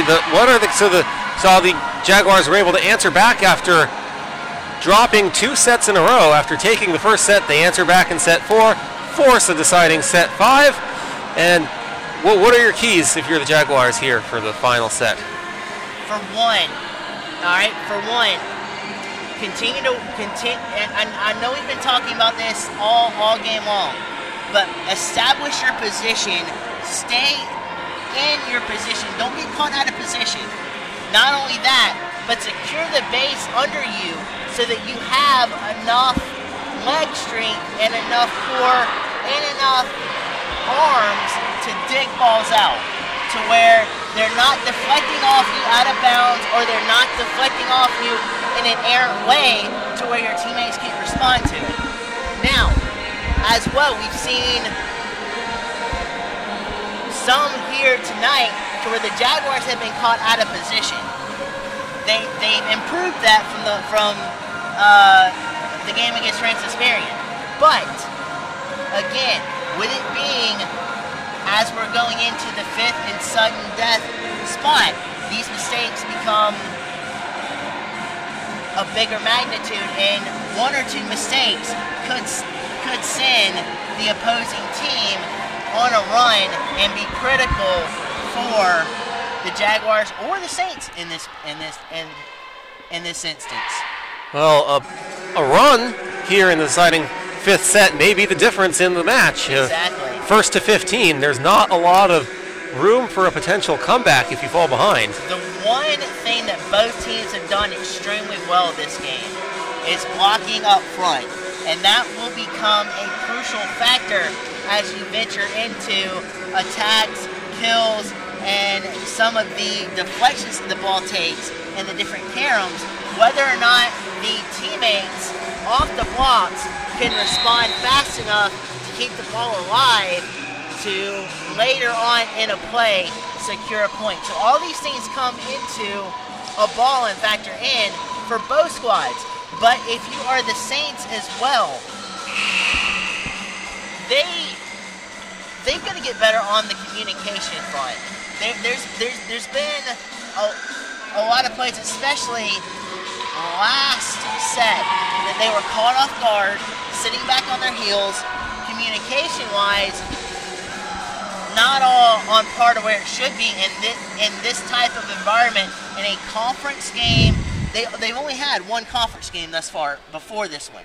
So it's a good test for them going forward into their 3rd conference game, but still they've got to establish a better line of communication if they want to take this set. And that's going to have to start now. And right away, the Jaguars with the kill and the first point. Setup was beautifully done there by the Jags. And another thing, body control definitely was a deterrent on that dig-out attempt from the Saints right there. They've got to get better at doing that. And if you're the Jaguars, you want to still continue on this spark coming off a very phenomenal kill right there. And caught off guard was Peyton Murchie as she basically had her hands up in defense mode and batted the ball to the ground. We're tied at 1. Don't think neither team here is going to die either. These teams are going to fight tooth and nail to the final breath and to the final point in this 5th set. It will be a close 5th set. But as you see right there, again, delayed reaction from the Saints cost them their 2nd point. And the 5th set, as always in a volleyball match, is a sprint as opposed to a marathon like the first 4 sets are. 1st to 15 wins the match. The serve is dug up by the Saints. They get it across. It's off the hands of Martin, out of bounds, and we're tied at 2. Good velocity on the attack right there from the Saints. Left Martin with no choice but to dive after that and try to dig it out, but she couldn't muster enough arm on that dig to keep it alive. Jaguars dig it up off the attempted kill. They get it across to the Saints side of the floor, And the Saints get it across and get the point. Murchie there was a little bit out of position. She knew that the ball was coming her direction, but she couldn't establish her feet under her enough to get the dig up. And if she'd had better position, that ball would have still been alive for the Jags. Diving dig up by Gouvier. The Jaguars get it across. The Saints on the attack, and it's once again Murchie had her hands in defense mode, and it bounces off her hands out of bounds, and it's a point for the Saints. Martin had to redirect her path the best she could to try to catch that dig out attempt by Murchie, but to no avail. And then Martin again goes for the ball, not realizing that Gouveia is right behind her, set up for the dig right there. The tenacity of Martin cost the Jaguars right there, and it also jolts the Saints out to a 3-point lead in a 5-2 score. And that's also 4 unanswered by the Saints, and the Jaguars, realizing that, will take a timeout. What do you think they're going to discuss here in this break, Blake? For the Saints, minimize the mistakes. You've had miscues, the four-set, and now with communication, with body control, with even sometimes on some of the digs. But the main things is body control and communication going forward. Now, if you can minimize that and force the Jags to do what they're doing right now, create their own mistakes and not capitalize on their own mistakes, like the Jaguars are, they're all over the place right now. Martin is having to double back and respond to stuff that is deflecting off of other players, which shouldn't be happening. So if you can keep them off guard, keep them out of position, and keep them on their heels, the Saints are in good shape. For the Jaguars, establish your position and establish the dominance on the court early to where you can attack instead of falling on defense like they have this fifth set. And once again, that goes off the hands of Martin. That's 2 in a row that have gone off her hands, off the serve specifically, and it's 6-2.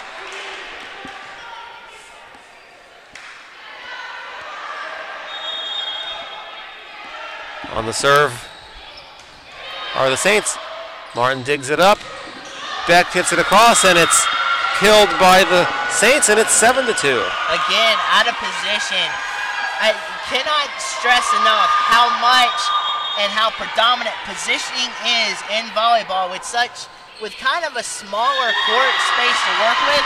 Positioning is vital to a team, and right now the Jags are not displaying that at all. And as you well know, on the 8th point in the 5th set, both teams exchange sides like they do after a first, second, third, or fourth set victory.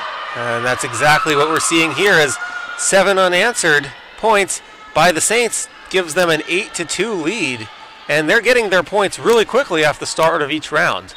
Exactly, and some of that's their own valor, own validity, but a lot of that's on the Jaguars' miscues defensively as far as not being able to establish their positioning well.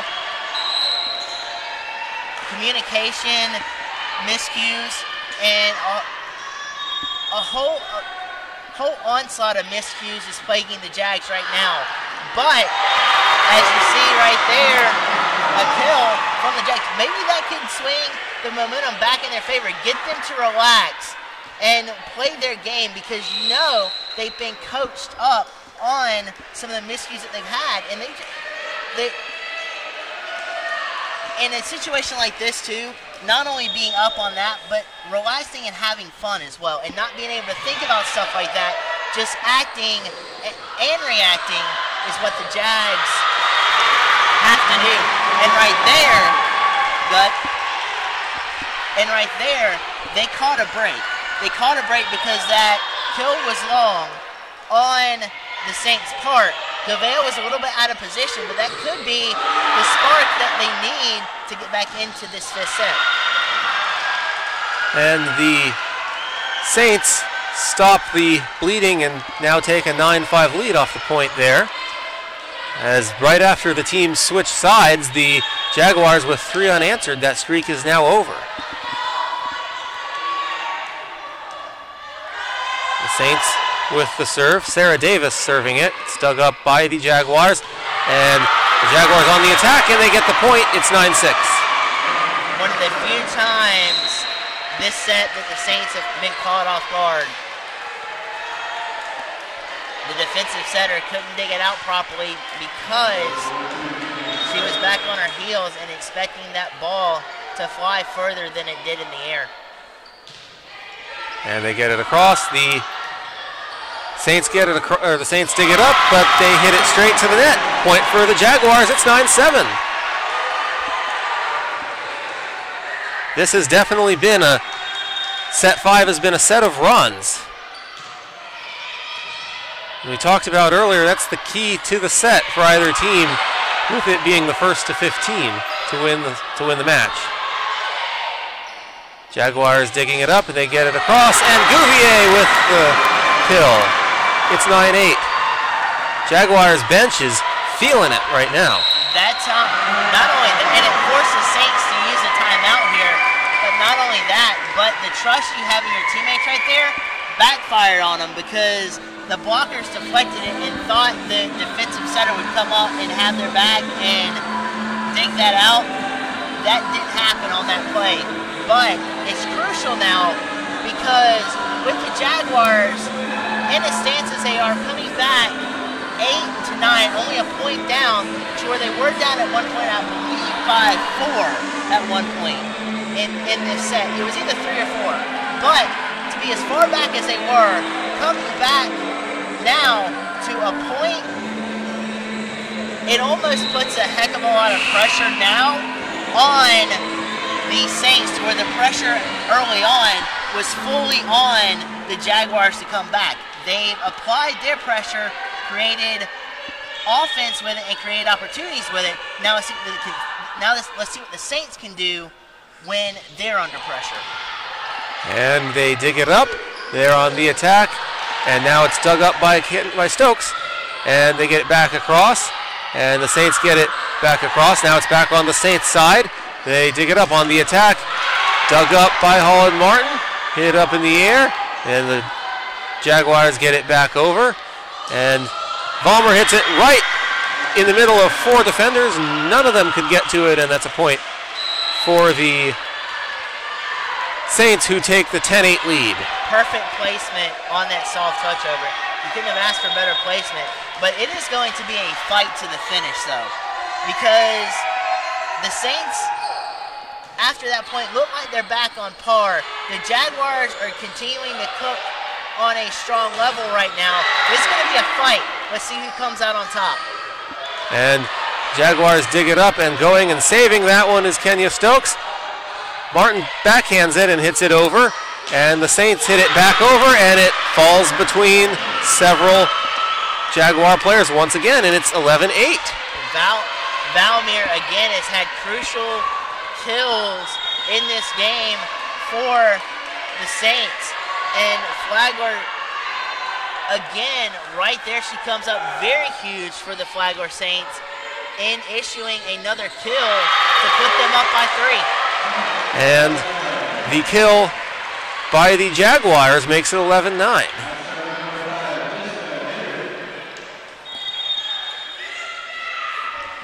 But outside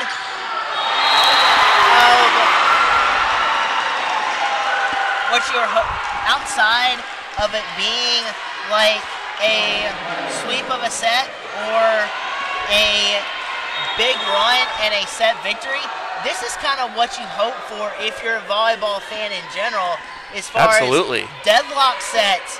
We're down to the final sudden death set, and both teams are literally giving it their all and fighting to their last breath to be victorious here tonight.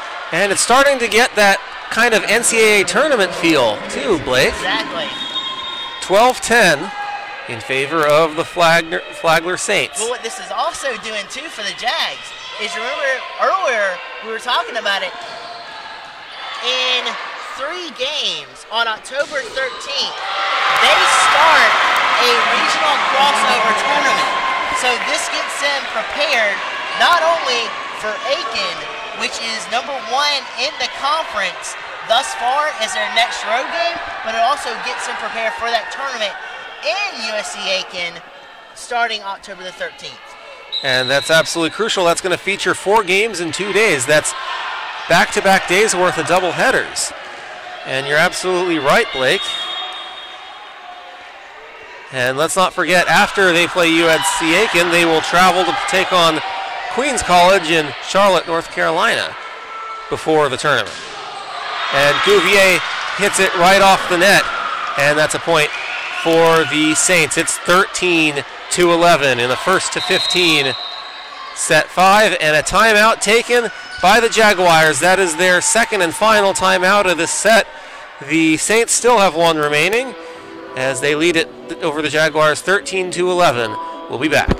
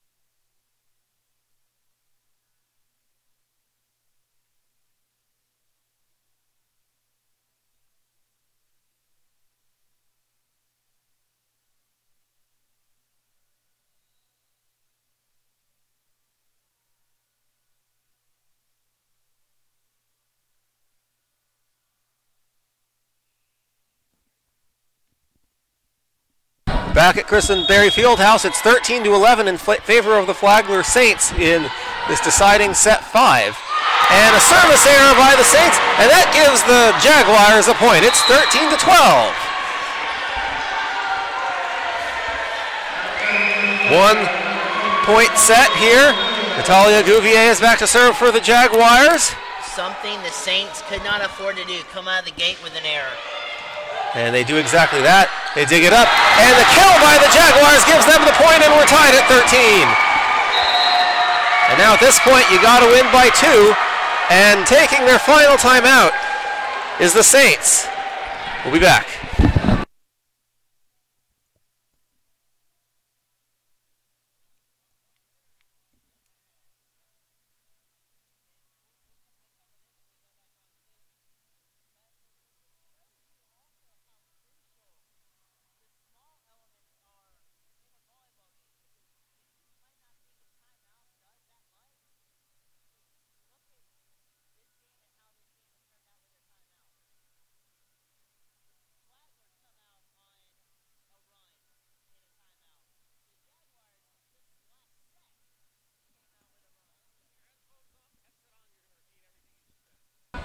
We're back after the timeout here at Christenberry Fieldhouse, tied at 13 in the deciding 5th set in a first to 15 5th set, and you got to win by 2 at this point. Right, and that right there just goes to show you how crucial every small aspect is in a sport. You may not think timeouts do much, but during the timeouts that we have seen, Flagler has come out on a 2-3 nothing run. The last timeout that the Jaguars took, they came soaring back on a run. Now, what do they do after this timeout? The Saints capitalize. They do, and they get a point, and they lead 14-13. And now the Jaguars need a point to stay alive. They get it across. It's dug up by the Saints. The Saints on the attack. They get it across, and it's dug up by the Jaguars. Gouvier hits it straight across, dug up by the Saints once again. Now they're on the attack, and the Jaguars with the kill, but it goes out of bounds, and the Saints take the match, 15-13, 3-2. What a way to storm back, but also be a little bit deflated after the turnout on that last play. The block was secure. Everything went perfectly for the Jags, except the direction off the deflection of that block. And you got to hand it to the Saints. coming in, losing the first set, coming back storming out of the gate, taking sets 2 and 3. The Jaguars come back 4th set, take it, and now the 5th set. What a game. What a game. We'll take a quick break. When we come back, we will talk a little more about it, Blake, and we'll wrap things up after this.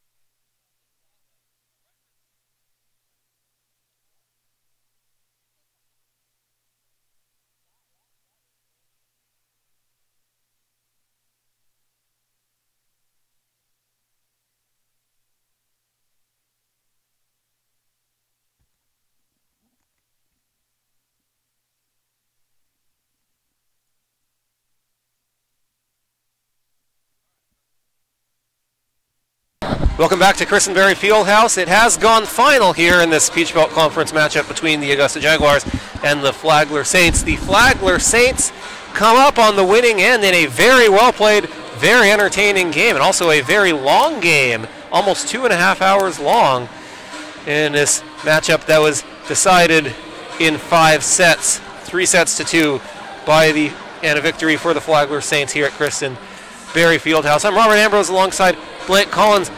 Blake, we saw the Jaguars walk off on the losing end with a standing ovation from their fans. Obviously, they know it was a great effort and a very outstanding, well-played game. And would you add any final thoughts to it, Blake? They have nothing to hang their heads about. Oh, absolutely not. They were down 2 sets when the Saints came back and took the 2nd and 3rd sets. They came storming back in the 4th set. They absolutely did. Took visceral control of the 4th set. Absolutely made a statement in that 4th set. But what a statement made by the Flagler Saints as well. Winless in the Peach Belt Conference standings. They've only had one other Peach Belt Conference test. They made a statement here tonight that they are alive, they are awake, they are ready to battle anyone in this conference. They made a huge statement here tonight, and they will continue to go down the line. But for the Jags, that, outside of a few mistakes, was one of the best games that I have seen them play all season long.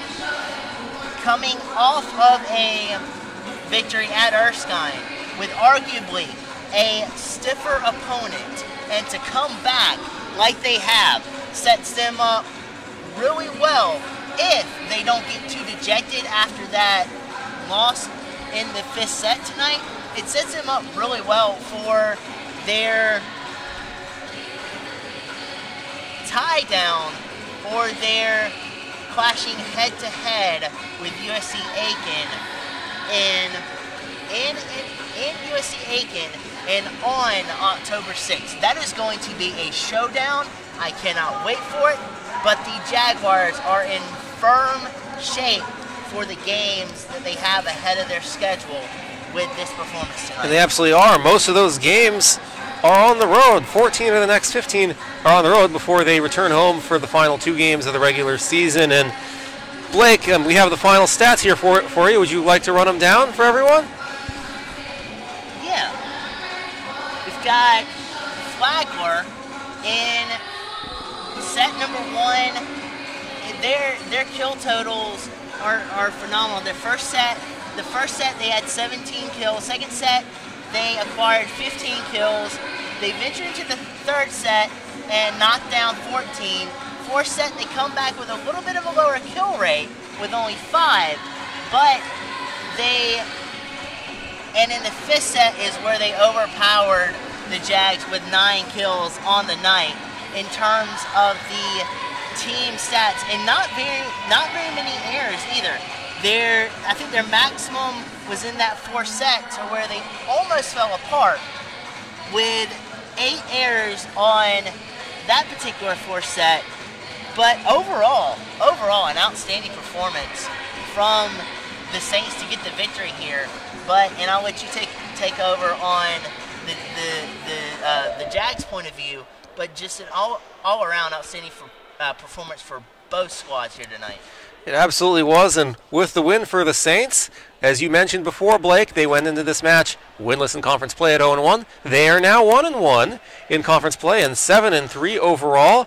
The Jaguars, with the loss, dropped to 10-5 overall and 3-2 in conference play. And as you look ahead to that upcoming matchup next Friday against USC Aiken, just across the border, it's important to note it's going to be a very tough match for the Green Jackets against their rivals. The USC Aiken is 3-0, undefeated in conference play, and overall 11-2, the best record in the conference in both of those categories. So it's going to be a very tough game for the Green Jackets. But what are the keys for the for the Jaguars, I should say, to go in there and stop the run that the USC Aiken is on? USC Aiken is a very, very rigorous opponent this year. Their mistakes have been minimal. They have not basically given points to them, to their opponents. So it'll be a very tough game coming up. And for the Jags, just continue to establish your position. Don't get out of whack. Don't get out of sorts. React to the ball when it's in play, and continue that massive blocking up front. That was a major cog in this wheel today, especially in this in the first set and a little bit in the fourth set when they started to come back. So continue that. Continue learning from this game and devise strategies to where you can outplay Aiken and force them to make their own mistakes. Well, that's going to be absolutely crucial, and the more mistakes they can force them to make, the better they'll be able to take advantage of more opportunities as well, looking ahead to next Friday. Once again, the final score here at Christenberry Fieldhouse, the Flagler Saints defeat the Augusta Jaguars 3-2 and winning the deciding fifth set 15-13. A very well-played match, as entertaining of a match as you can have in a conference play. And once again, for Blake Collins, I'm Robert Ambrose. It's been a pleasure. Good night, everybody.